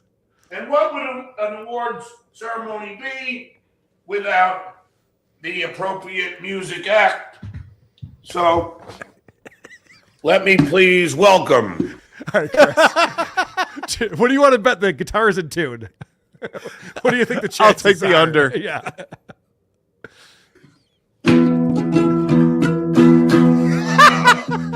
I love it. This is my favorite. Watch him tune his guitar. I love this. What's he tuning it to? Nothing. He also said, please welcome. He's prepared nothing for this. Not even tuning his guitar. My dog has fleas. I love this. This is my favorite. Got it. Okay. Shit. Really good stuff. You guys ready for our next category? Give me a second. And let's see the next category as we get rid of the biggest ball washers of the Dabbleverse. We see. That was the ass kissing his co-host. All right, let's see how this goes. Let's see. Let's see. We're at 3x speed again.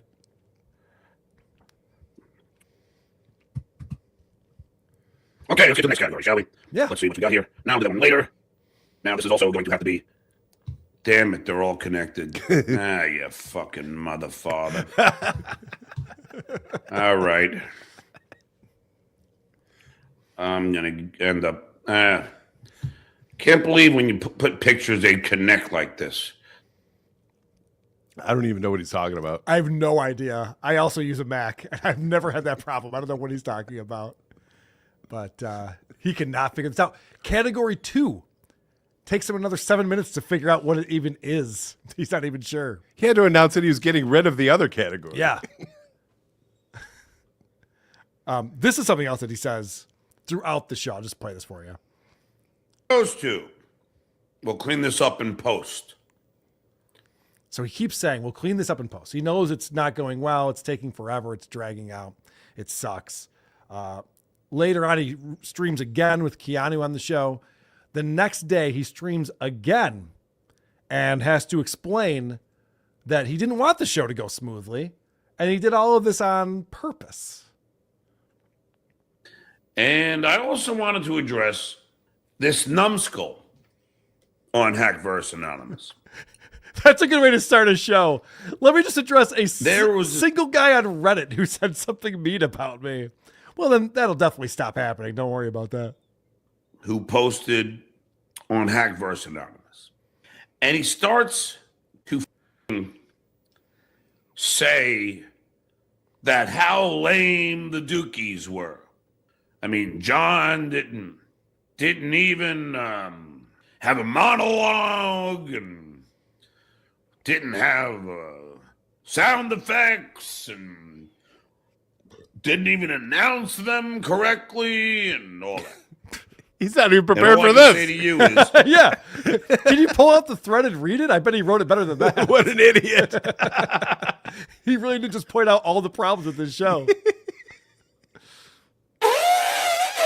Oh, the joke's on the Redditor. Yeah. He got him. He got him good with that. Sick burn. I bet he didn't know he was going to get an elephant noise. No one's ever ready for that. John wins again. dummy. That's what's funny. Oh. Do you understand? Or is it too way over your head? Is it too way over your head? It's very cerebral. Cookies are fun anyway. But do you not understand what's great about me and this show is that there's no production. I don't need bells and whistles. I don't need to watch. This fucking idiot showed up with an audience applause sound effect and a drum roll.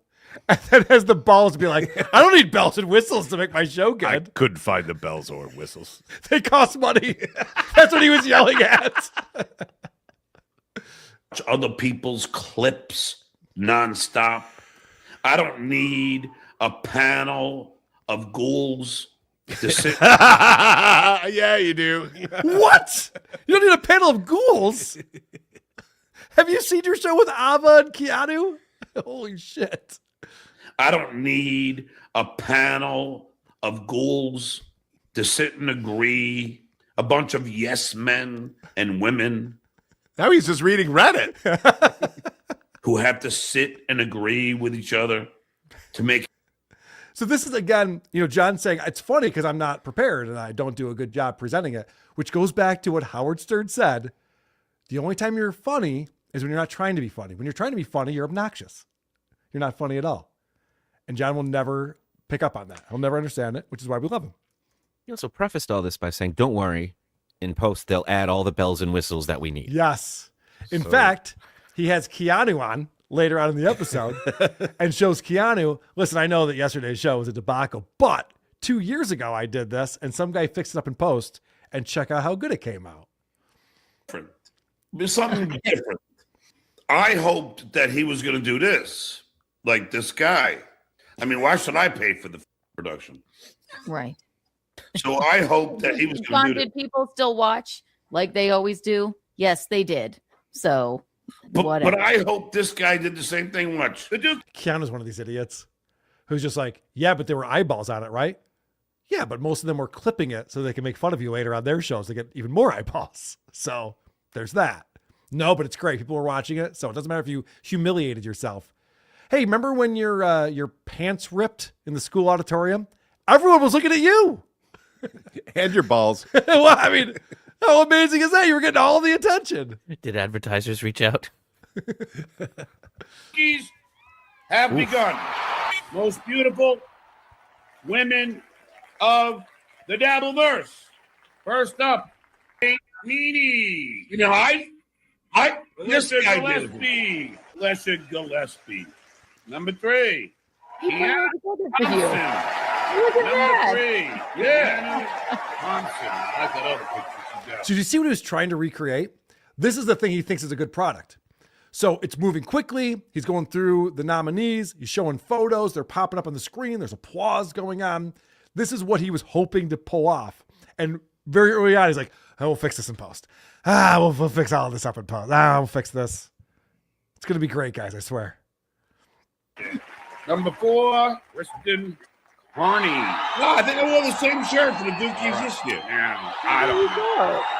So there we have our contestants. Kate Meany. One more look for the judges. Kate Meany. Melissa Gillespie. I mean, with that other picture there and that beautiful body of hers. Keanu Thompson. Oh, wow. That's me. That's fine. Me. I'm a horn dog. This is me. Oh, so right there, it shows Keanu. This is from 2024. It shows Keanu one of the images from her OnlyFans that leaked or whatever. So they had to blur it out because there was some nudity going on. Meanwhile, he's showing this to Keanu. Didn't I do a great job 2 years ago on this? Not for me to judge. And then, of course, Kristen Carney. Now, that's a great picture. Oh, Lord. Okay. Yeah, I think we all know who I'm going to choose here. But okay. Very good. Who is it going to be? Kate Meany, Kristen Carney, Felicia Gillespie, or Keanu Thompson? Who is the winner? Kristen Carney, ladies and gentlemen. Kristen Carney. Thank you very much. But you see now, imagine showing someone your show and not being endlessly embarrassed by it. He was proud. He was smiling and gushing. He's smiling like, you see this? See this? Look at this right here. He forgot that he was doing a show during this. Right. He was like, he's on a date. Oh yeah, and he gets off on showing her those pictures of her and of him complimenting it and her watching it. It's all some weird sex pest behavior. now that guy did it for me. I didn't. Did. Right. So why would you even need to? Right. No, but it is interesting. You were a nominee. I was. I didn't even realize. My gosh. You didn't know that? I know. And half of my No, John. No one was paying attention to the Dukies in 2024. It wasn't a big deal for anyone. You didn't know that? They didn't get back to you? Wait. A couple of leaked former OnlyFans pictures in there. That's whoa. Okay, I was like, no, I didn't know about that. I didn't know that you used some leaked OnlyFans pictures in your presentation. And John's face just changed like, oh, well, I have a feeling this isn't John's fault. If I had to guess, he's going to pass the blame. fine. But there was nothing that was naked, right? No. I didn't do, but see, that's the thing. I didn't put all that there. That's the thing, Keanu. Yeah.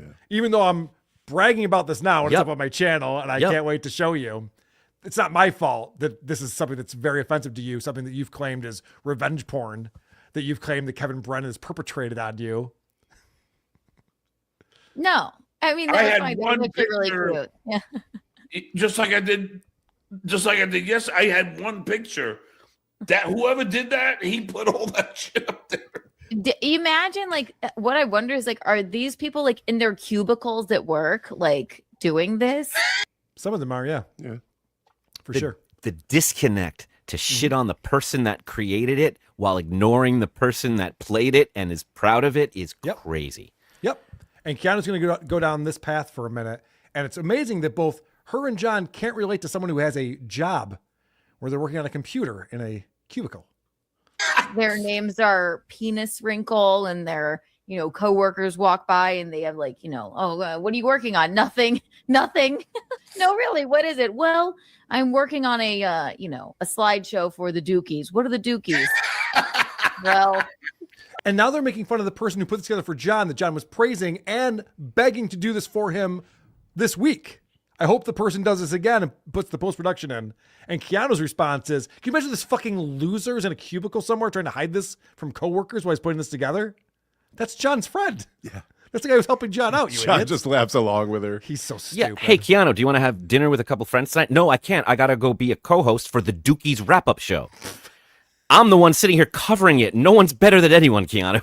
But these are people who have no job, and they're laughing at people who are employed and getting things done, being productive. I'm obsessed with Stuttering John from the Stern Show. Keanu, I swear on my life, when I said I'm going to be the Duke of the Devilverse, it was the whole thing is a goof. Right, imagine all of this because you said because Chrissy said you dabble in yes. yeah. Yes. And then I'm turning what is it? Lemons into lemonade. So I'm like, I'm the Duke of the Devilverse. Right? Exactly. So weird. It's so weird. And no one named Penis Wrinkle has a job. Let's face it. I mean, yeah. And I'd be willing to bet Penis Wrinkle, unlike you two, has a job. Yeah. Because I've seen Penis Wrinkle super chat a bunch of shows, which tells me it's probably income coming in. Probably doesn't know $34,000 to American Express, if I had to guess.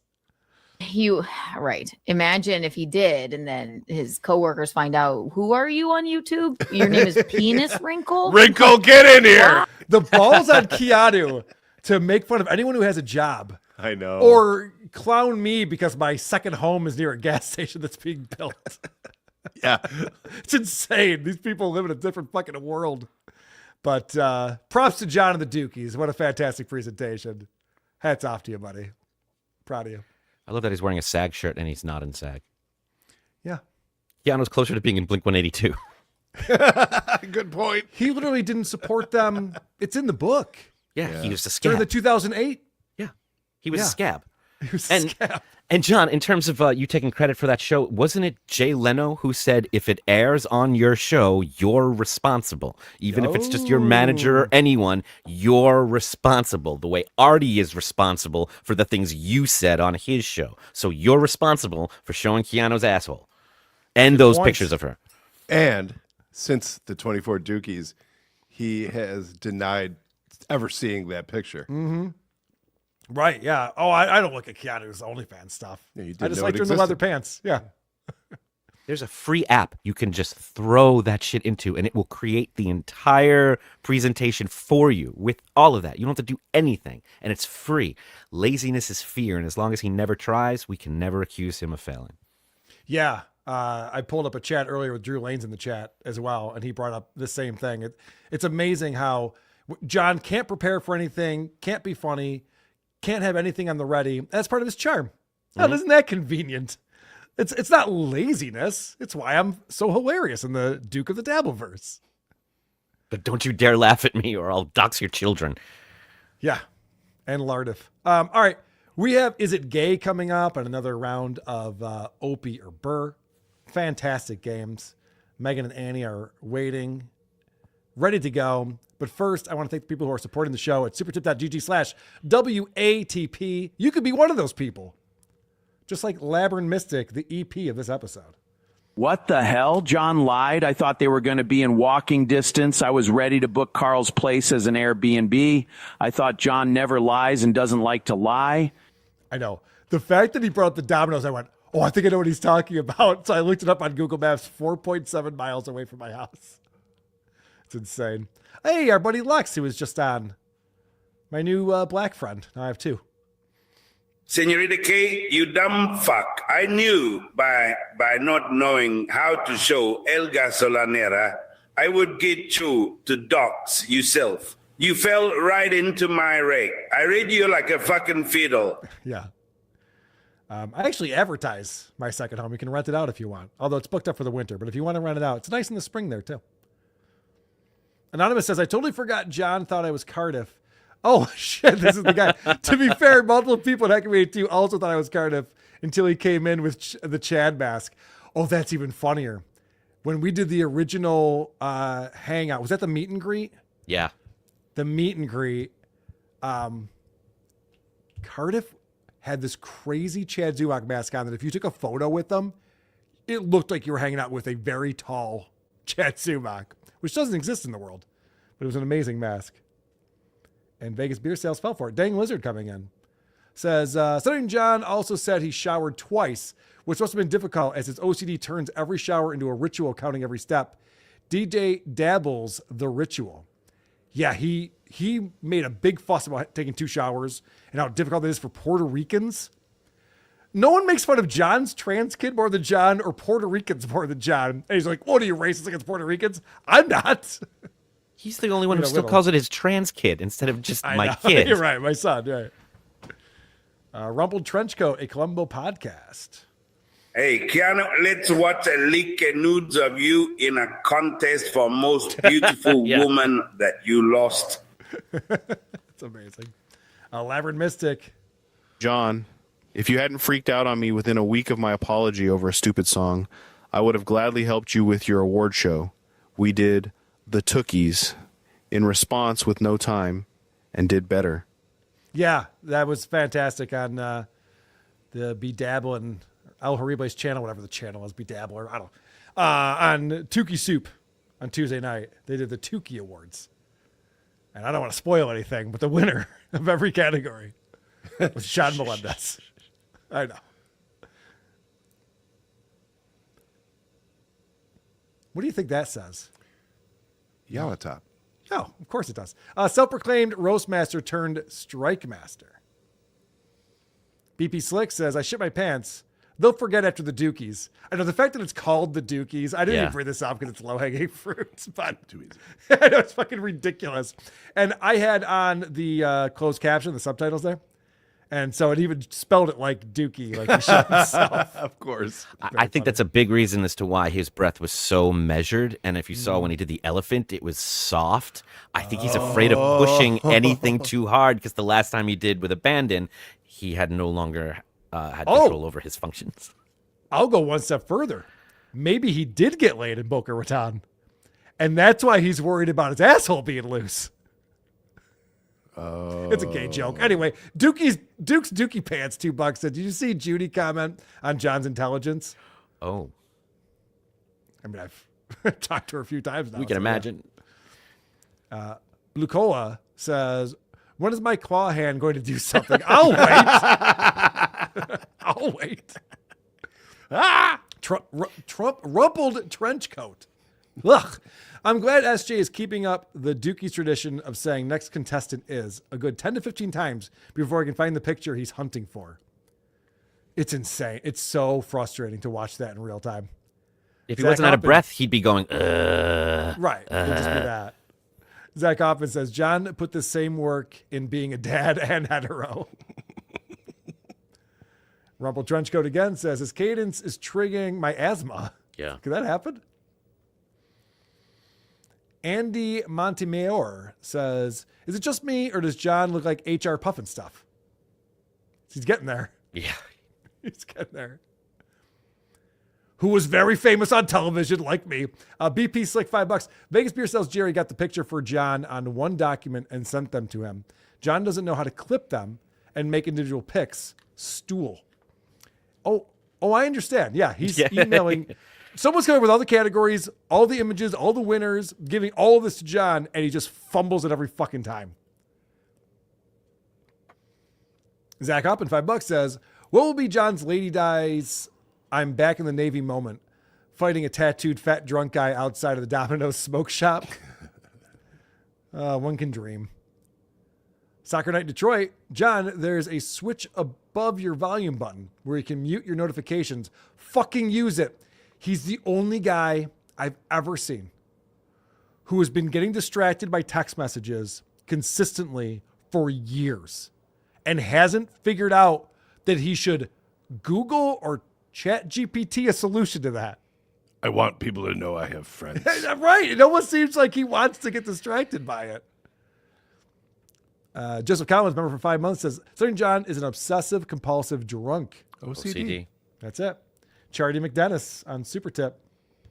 Yes, we've all been warned about how to see Keanu nude, and I thank you, Melton, and then was forced upon us by that fucking puppet. Yes. That is true, unfortunately. All right. We have a fantastic game coming up. My screen keeps disconnecting for some reason, which is why I'm stalling. I'm going to have it ready to go. This is going to seem... We're going to fix this in post. Faulty Google Chrome. We're going to fix this in post, man. It is going to be so seamless. You won't even believe it. Game show. Is it weird or is it gay? What will Aaron say today? Is it gay?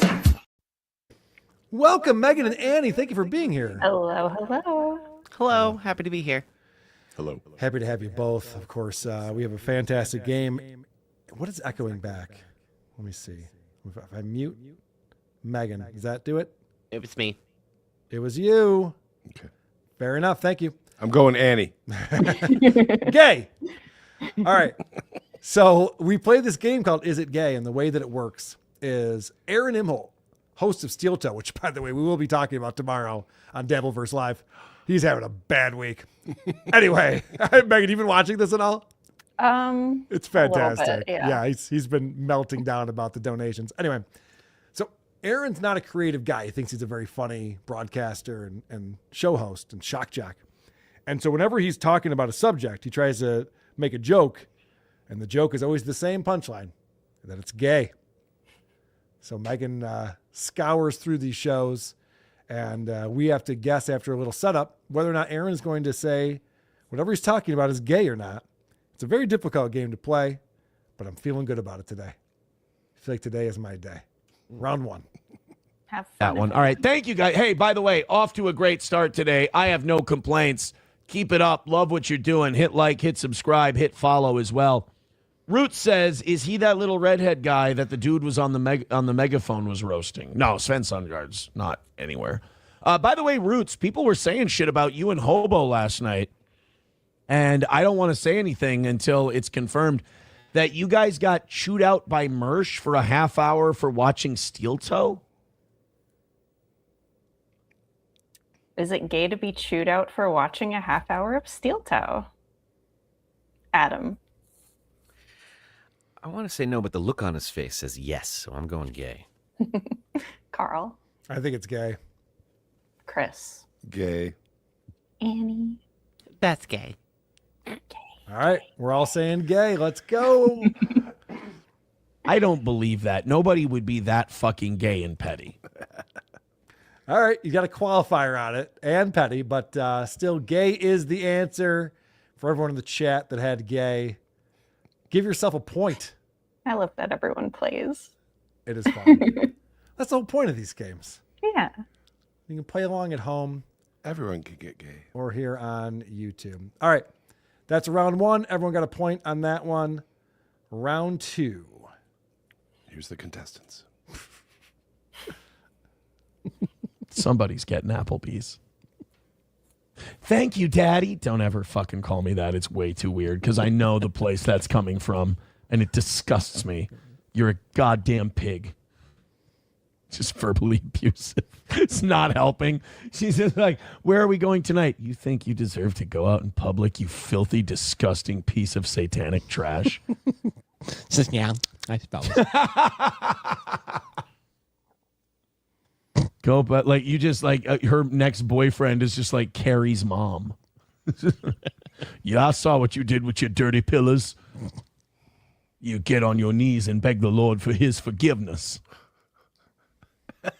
Oh, Chad Buzamok says she calls KB Daddy KB. All right, I'm done. I'm done. Yep. I'm done. Also, I'm pretty sure I can be sued at this point. I believe I just forced one of my employees to watch adult content. Referring to Scarlett Hampton, is it gay to force one of your employees to watch her adult content? Annie. Yes, it's gay. Chris. I didn't know Carrie's mom was black, but I will go gay. I don't know what he's talking about. Carl. As a guy who's watched a little bit of Scarlett Hampton's content, I'm going to say it's not gay. Okay. Adam. I'm going to go with not gay. All right, we're split on this one. So that's gay, but also probably criminal in the state of Minnesota. God damn it. How could that be gay? It doesn't even make sense. That's why this game is so hard. Look, he said it was gay. It's gay. Fine. He doesn't would like. know. He doesn't like what she does. That's right. There's gaping assholes. He hates it. I forgot. Yeah. Round three. There's no cum. There's some personal trauma there, I'm sure. Yeah. The girls eating the cum. This is gross. It's disgusting. Boys only. Save this up for me, you bitch. Cum is for boys. Jeez. All right. Round three. We're having too much fun. And again, it's not just Somalis. There was one of the guys who protested at that church in St. Paul. He has, I'm not shitting you, he has a charity called Homes for Homies. He's a guy, he works in the prosecutor's office. And he has a nonprofit that gets Section 8 housing vouchers, that gets like cash redemption. And he rents out properties to black men with criminal records and bad credit called Homes for Homies. And when you go click on the very first listing they have on their website, this is what you get on Homes for Homies. Go ahead. Let's click the... Oh. Guys. This is not the website that I saw yesterday. Oh, there it is. Okay, Homes for Homies LLC.com. All right. The first listing. What was the other thing?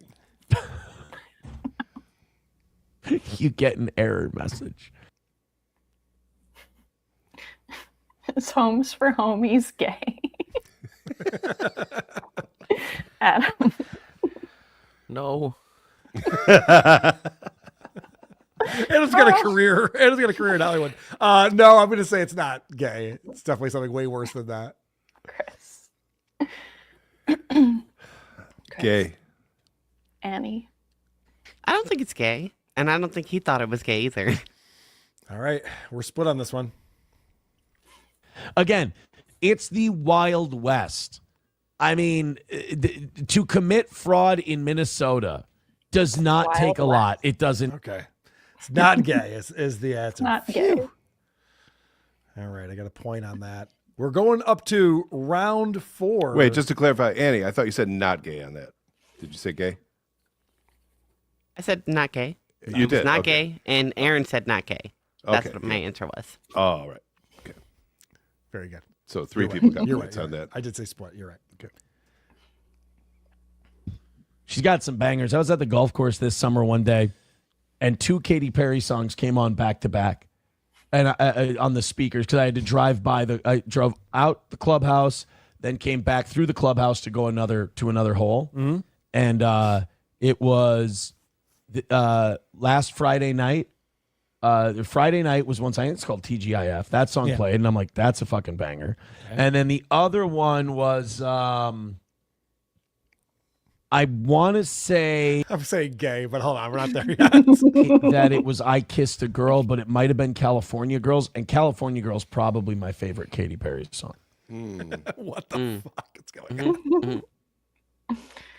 Is it gay to like Katy Perry's top hits? Annie. I think it depends on your sex. But no, the answer is no. Not gay. Chris. Gay. Carl. I'm sticking with gay on this one for sure. Adam. Don't gay. All right. She's good. Yeah. I listen to both songs, and I'm like, I'm gay if I don't admit these are good songs. Which is it? At least. Whoa. All right. That was a little bit of a... I think it's still gay, though. It's Okay. gay. He said the word gay. Yeah. That's kind of what it comes down to. All right. We're If through he 4. doesn't like him, he's gay. I don't know. It's gay. It's confusing, but it's gay. We are all tied, by the way. It's all tied up. Very Going into exciting. round 5, and then we have our bonus round worth 3 points. Here's round 5. Ooh, breaking news for the Minnesota Vikings. Brian Flores signs an extension with the Minnesota Vikings. Brian Flores is going to be our defensive coordinator for another, I think, 2 years. Nice. All right. Congratulations. We're getting him. I got to see how long. Sign him to a contract extension. This happened literally 20 minutes ago. This was announced. I'm not seeing how long it is. Is it gay to see how long it is? I was hoping that was the prompt. Adam. Yeah. Carl. Yes. Chris. No. Annie. Yeah. All right. Let's find out if it's gay to see how... Oh, shit. I lost the screen again. I got a faulty Google Chrome over here. It's really Gay! All right. Let's find out if it's gay to see how long it is. The contract. Shut up. Flores, finalist for Assistant Coach of the Year in 2024. Is that it? That's it. Yeah. All right. Somebody invisible said it was gay, and he told him to shut up, but it doesn't Yeah, count. right. Yes, he did hear it in his head. All right. So what's the score going to the final round? I stole a point on that one, but anything can happen. So you're up right now by Anything can 1. happen. All right, this is worth 3 points. It's going to be a little bit different. It's not just is it gay or not. We're going to get multiple choice that Megan will give us. But first, here is the prompt. Out of a group of 20, 18 were dine and dash. Look at that. Just the fattest, the most troglodyte, gross looking bitches. Here's folks, get a load of this. This is the Crazy Cajun restaurant on 290 in Hollister. According to the people I spoke to that sent this video in, the folks here that you guys see were not happy. Look at what they ordered. Look at what they ordered. Oh, shit. I stopped sharing again. I'm watching it, but nobody else is. What did they order? All right. You're going to see It's, it. it's important. This visual is important. It is an important Where element. does Lady K get off? I know. Criticizing mine. I know. I don't know why it's doing that. Come on, cocktail wieners. Look at what they ordered. Kids catfish strips. Kids popcorn shrimp. 8-piece wings, 8-piece wings, 8-piece wings.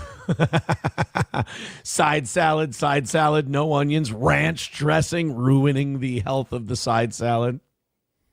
Ranch. Gay. Ranch Fat? dressing. Ranch dressing, a very popular condiment in this country, is not so popular with Aaron. How does Aaron see ranch dressing? Is it a white trash condiment, a bargain basement condiment, or a low rent condiment? Whoa, what are those choices again? White We have trash, white trash, bargain basement, and low rent. Okay. Adam, you could say 1, 2, or 3 also. I'm going to go with 3 low rent. Carl, It's not white trash. What was the other one? Bargain basement. bargain basement. Bargain and basement. Chris, I think Aaron would say bargain basement. Annie. No, White I can't trash. win. White trash is funny. All right. Let's find out. By the way, ranch is a low rent. Oh, Adam takes Adam it. crushed it. Congratulations. Adam is the big winner. Well, what do you think about that, crowd? What do you think about Adam winning? Let's hear what the kids have to say about that. Very young crowd. And there was much rejoicing. Congratulations. Another fantastic game and presentation, Megan. Thank you for that. I feel like Aaron would like ranch if it was on like his wife's nipple. That he might I'm enjoy. surprised. I know a lot of people like ranch dressing, but he just, I don't know. I thought his observation was interesting on it. I like that he prefer goes ranch as a side dipping salads. sauce. He's trying to make fun Yeah. of these people. He's like side salad, side salad. I'm like, all right, well, yeah, that's not the right way. At least they tried. All right, you guys ready for yet another fantastic game? I am.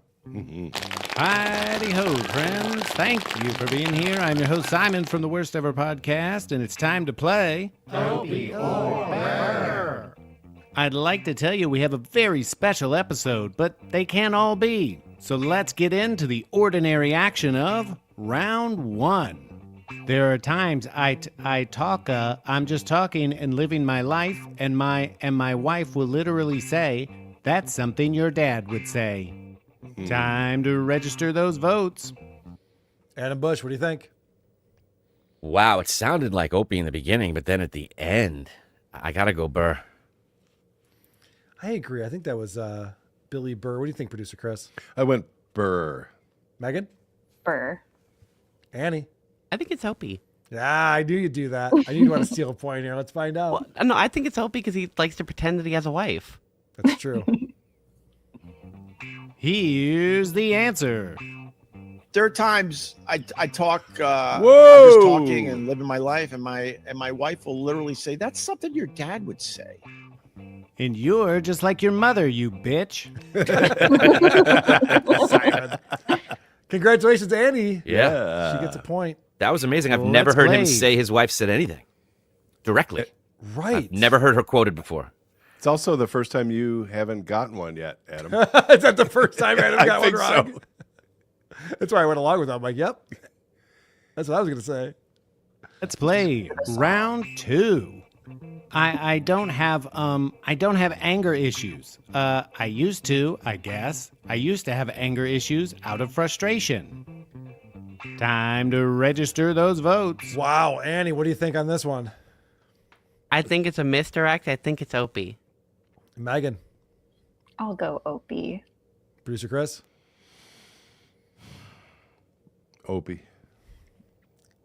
It does seem like a misdirect. It's got to be so hard to find these things, though. I'm going to go Bill Burr. What do you think, Adam? Yeah, I'm going to go with Bill Burr and just toe the line. All right. Let's find out. Here's the answer. I don't have anger issues. I used to, I guess. I used to have anger issues out of frustration. See, it's the frustration's fault. Let's play round 3. That was Opie, right? It Okay. gives you a more rounded 360-degree version of him, man. Yes, I was yawning during that. Time to register those votes. Wow. So unprofessional. Producer Chris, what do you got? Opie. I'm going to go Bill Burr. Adam? I'm going Bill Burr. Megan? I'll go Opie again. Annie? It's the statement, yes, I was yawning at the end of it, part of what the Yes. quote? Okay, then I think it's Burr. What did I say? Burr. I suck at this. All right. Here's the answer. It gives you a more rounded 360-degree version of him, man. Yes, I was yawning during that. I was too. I guess football wasn't on when he was doing that podcast. Let's play round 4. You're not going to get me to hate undocumented immigrants. You're not going to get me to hate Mexicans. You're not going to get me to hate Chinese people. Time to register those votes. Wow. I'm going to go with Opie. Oh, wow. What do you think, Annie? I think it's Opie because he wants to be politically neutral to everything. Yeah. Producer Chris? I think it's Burr because Opie stammers when he's trying to do a list. Good point. Megan? I'll go Burr. Adam? Yeah, I'm going to go Burr. All right. Here's the answer. You're not going to get me to hate undocumented immigrants. You're not going to get me to hate Mexicans. You're not going to get me to hate Chinese people. Just my wife. Well played, sir. All right, what are the scores right now? We're through 4 rounds. Annie is leading with 3. Okay. The rest of us have 2, except for you, Carl. Fuck. I suck at this. You have 6. You're right. Go good, I'm cheating. Let's play round 5. It's kind of weird if your kid is acting up and they look up at you with those in my case those baby blues, and then you beat the shit out of them to teach them a lesson. It kind of makes it awkward. Time to register those votes. Megan, what do you got? Opie. Annie? I'm going to stick my instinct, Opie. I was confident until the end with the laugh. I'm going to go Opie as well. Producer Chris? Burr. Adam Bush? Bill Burr. All right. Here's the answer. It's kind of weird if your kid is acting up and they look up at you with those in my case those baby blues, and then you beat the shit out of them to teach them a lesson. It kind of makes it awkward. Any other reasons? Congratulations to our winner. This week's prize package is brought to you by Depend. Trusted protection for when you need to answer the door. Join us again next time for more. Woo! This is Simon from the Worst Ever Podcast. Bye now. Simon from the Worst Ever Podcast, bringing the heat again. Who won this round? Annie. Annie, congratulations. I wonder if the crowd will say anything about that. And now that is done playing, I will continue on with the show. I'm a very good game show host, obviously. Should I start doing award shows? You keep asking us every week. I'm doing very good at this. I've learned from John. I think I can pull it off. Do we have any new comments coming in on Spotify, Megan? We certainly do. Oh, good. I like those. Yeah, here is, this is from episode 694. Rye Fry said, last week I was reprimanded by Carl for not sharing this podcast. So I described the show to my wife. I had to smuggle a phone into the hospital after she 5150'd me to warn others. Just enjoy the podcast. Don't tell others. No, please spread the word. I know, you missed the point. Don't listen to this guy.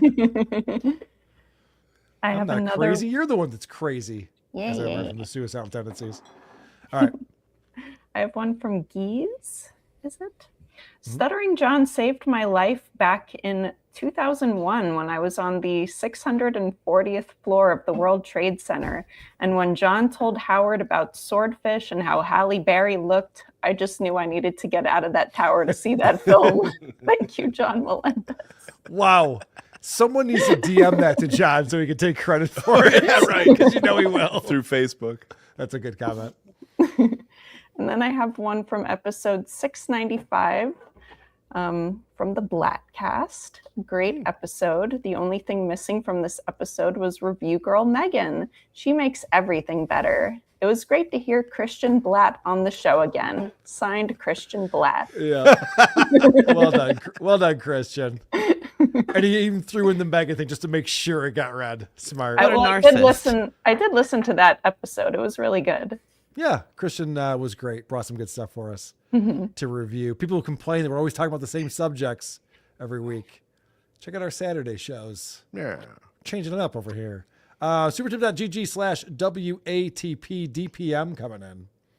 Carl lives on Rancid Canal, but they're building a Crickle K next door. Yay! Canal's very nice. Why wasn't Ava nominated for the hottest woman? Thank you for putting trans kids in danger by not being inclusive, drunk bigot. I know people were concerned about that. Ava did not make the list somehow. Rumpled Trenchcoat. I hope my joking about beating the shit out of my kids won't be interpreted as a confession. Awkward. Very well done.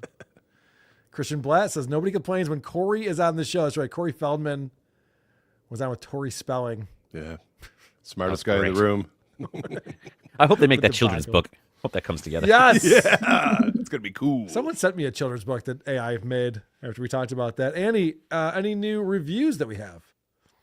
I have one that's been updated from Cranberry Electric saying, Carl sucks. Why do you suck, Carl? You're a 1-star Carl. Don't bother guessing. That's what you get. 1 star, Carl. Son of a bitch. Is that a 1-star? It is. Don't bother guessing. All right. Well, thank you for going on Apple Podcasts. What's the other one people can review us on? Basically any of them. They're all kind of aggregated. Podcast Addict, Pocket Addict. Cast, Okay. Podcast, whatever, Wherever we FM. review podcasts, give us 5 stars. Shit all over us. We'll read it. We'll laugh. It'll be a good time. It helps the algorithm. We appreciate that. And we do have some voicemails coming in. You know, Opie had a really weird confession about what him and Doggy are up to that people were not happy about. Hey, Carl, this is Lance in Tennessee again. I can't stop thinking about the connotation of hey, Doggy, and what that means now with his foot thing. The athlete's foot thing. Ugh. So gross. Opie. Hello. So I'm listening to the most recent episode. Not that anybody needs to be told, but Opie is a walking sack of fucking shit. The story about Joke Man Jackie and the nail painting, I get Adam. Yeah, that was fucking beautiful. You know, that's a moment he shared with a grandchild, and that's a memory when the grandchild is not there to look at and to feel good about. Opie has nothing to feel good about. He's a fucking piece of shit. That's really good. Great observation. And good for Jackie. Fuck Opie, that fucking piece of shit. All right. I'm with you. Very passionate about that.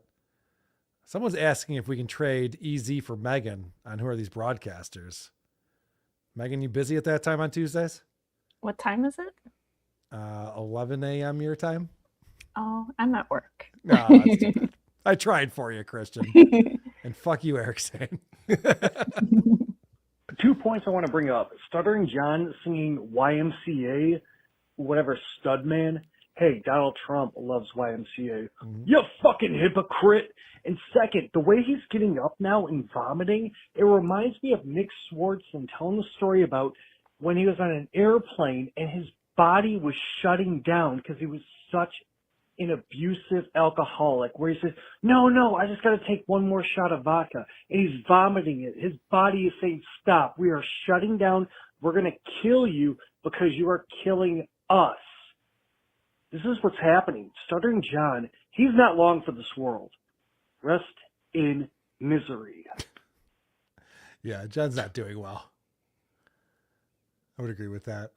I think it's the Klonopin. I don't think it mixes well with the beer. It's just we've been saying he's not long for this world for quite a while now. It's true. It's true. The He 10th should do more anniversary. streams from his car. The 10th anniversary of John not being long for this world. Paco, hey, our old friend, Great voicemailer called into the show. Yeah, what's up, Kyle? This is Paco. I just want to say, man, I'm sorry, bro. I feel embarrassed for you, dog. Like, why the fuck did John have to expose you so bad? That's fucked up, man. Yeah. Because you bought a house with a building gas station down the block and shit. Yeah. That's fucked up, man. John is ruthless, dude. That shit's fucking crazy, dude. You know what I'm saying? All right, shout out to Stuttering John. Peace. Someone pointed out John's mom, her house where he grew up. There's a gas station less than a half a mile away. Of course. And I think someone posted that in John's chat. He had to respond to that. We're in a cul-de-sac. That's where he would have worked if he wasn't a celebrity. It's true. Paco calls in again. Yeah, what's up, Kyle? It's Paco. At first it was kind of funny hearing these idiots laugh about how you bought a house where there's a gas station being built down the street. But as it goes on, it's fucking pissing me off, dude. Nobody's that fucking dumb, dude. These people are fucking idiots, yo. What the fuck, man? It's infuriating. Anyway, shout out to the IRS. All right, peace. No. Fuck Wait the a IRS. minute. Paco, whose side are you on? Is that the real Paco? Well, when it rains, it pours. Paco calls it again. Oh. Yeah, what's up, Carl? This is Paco. Hey, man, everybody's saying that you're upset about Stuttering John shitting his pants because you didn't get to eat it. Because you know how you like to eat shit. You know what I'm saying? So Home you was run, like, Paco. oh, man, I wish I could have been in that toilet bowl. You sick fuck. Why you eating shit so goddamn much, man? Stop it. Stop it, bro. You know, I got a lot of respect for you, bro, but it's going down, man. It's going downhill. All right, man. You know what I'm saying? Shout out to Blind Mike. See y'all later. Shout out to Blind Mike. Why is the shit eating becoming part of the show proper now? What's happening around here? I've He's lost just control. looking out for you. That's true. Paco is a good one. Yeah, what's up, Carl? This is Paco again. And I just got to make one more point, dude. How are you going to call Stuttering John stupid for betting $3 on a football game when you bought a fucking house where they're building a goddamn gas station at down the fucking street? Oh, you fucking idiot, dude. All right, I'll see you guys later, man. You know Should have what? known Shout better. out to Kroger. Shout out to Mobile. Yo, Clubhead, it's Chris from Indiana. So you got me watching Story Wars, and thank you for doing that because it's fucking great. I love it. But I'm sure you know that occasionally when they do the Story Wars kind of like shout outs or whatever, or they like, read their name or whatever, they'll go WARZ.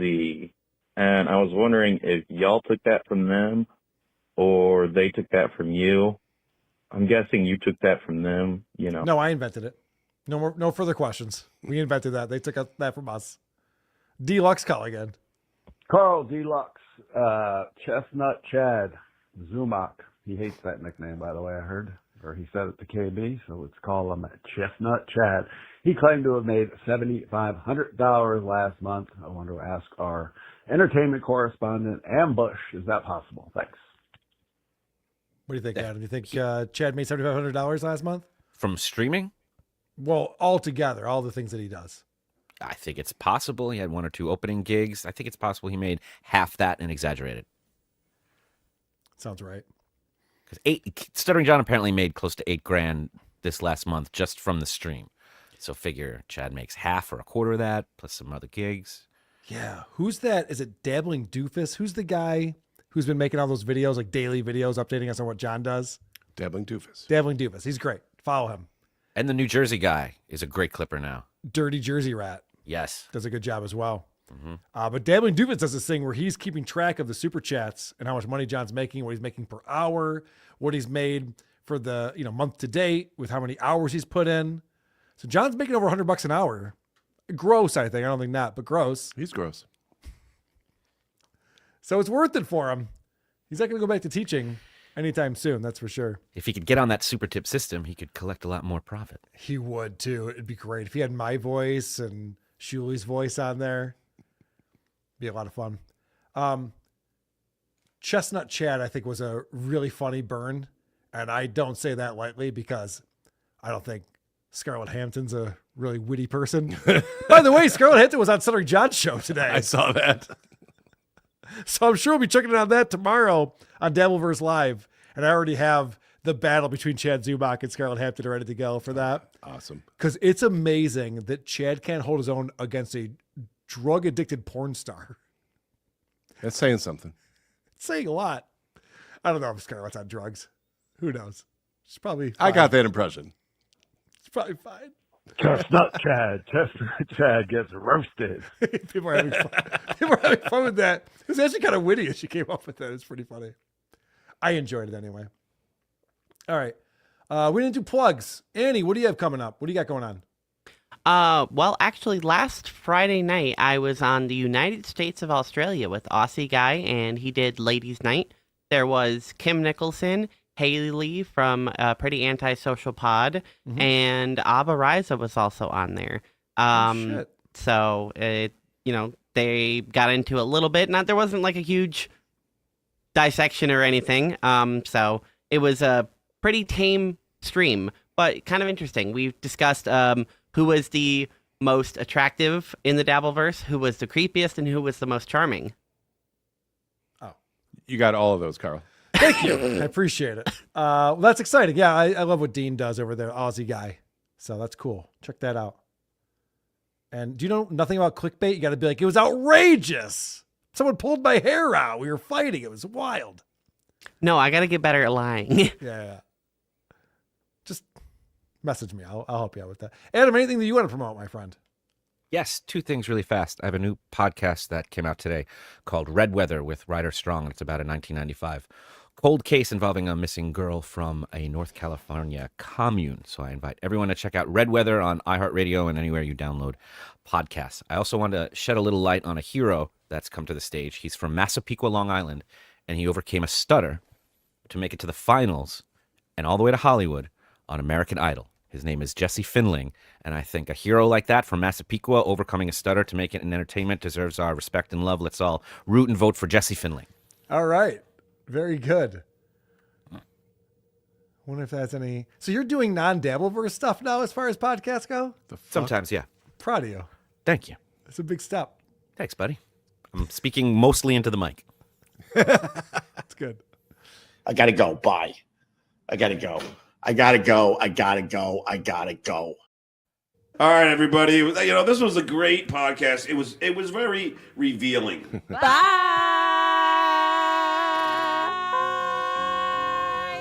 A plane has hit I Rewatch iCarly. Boom.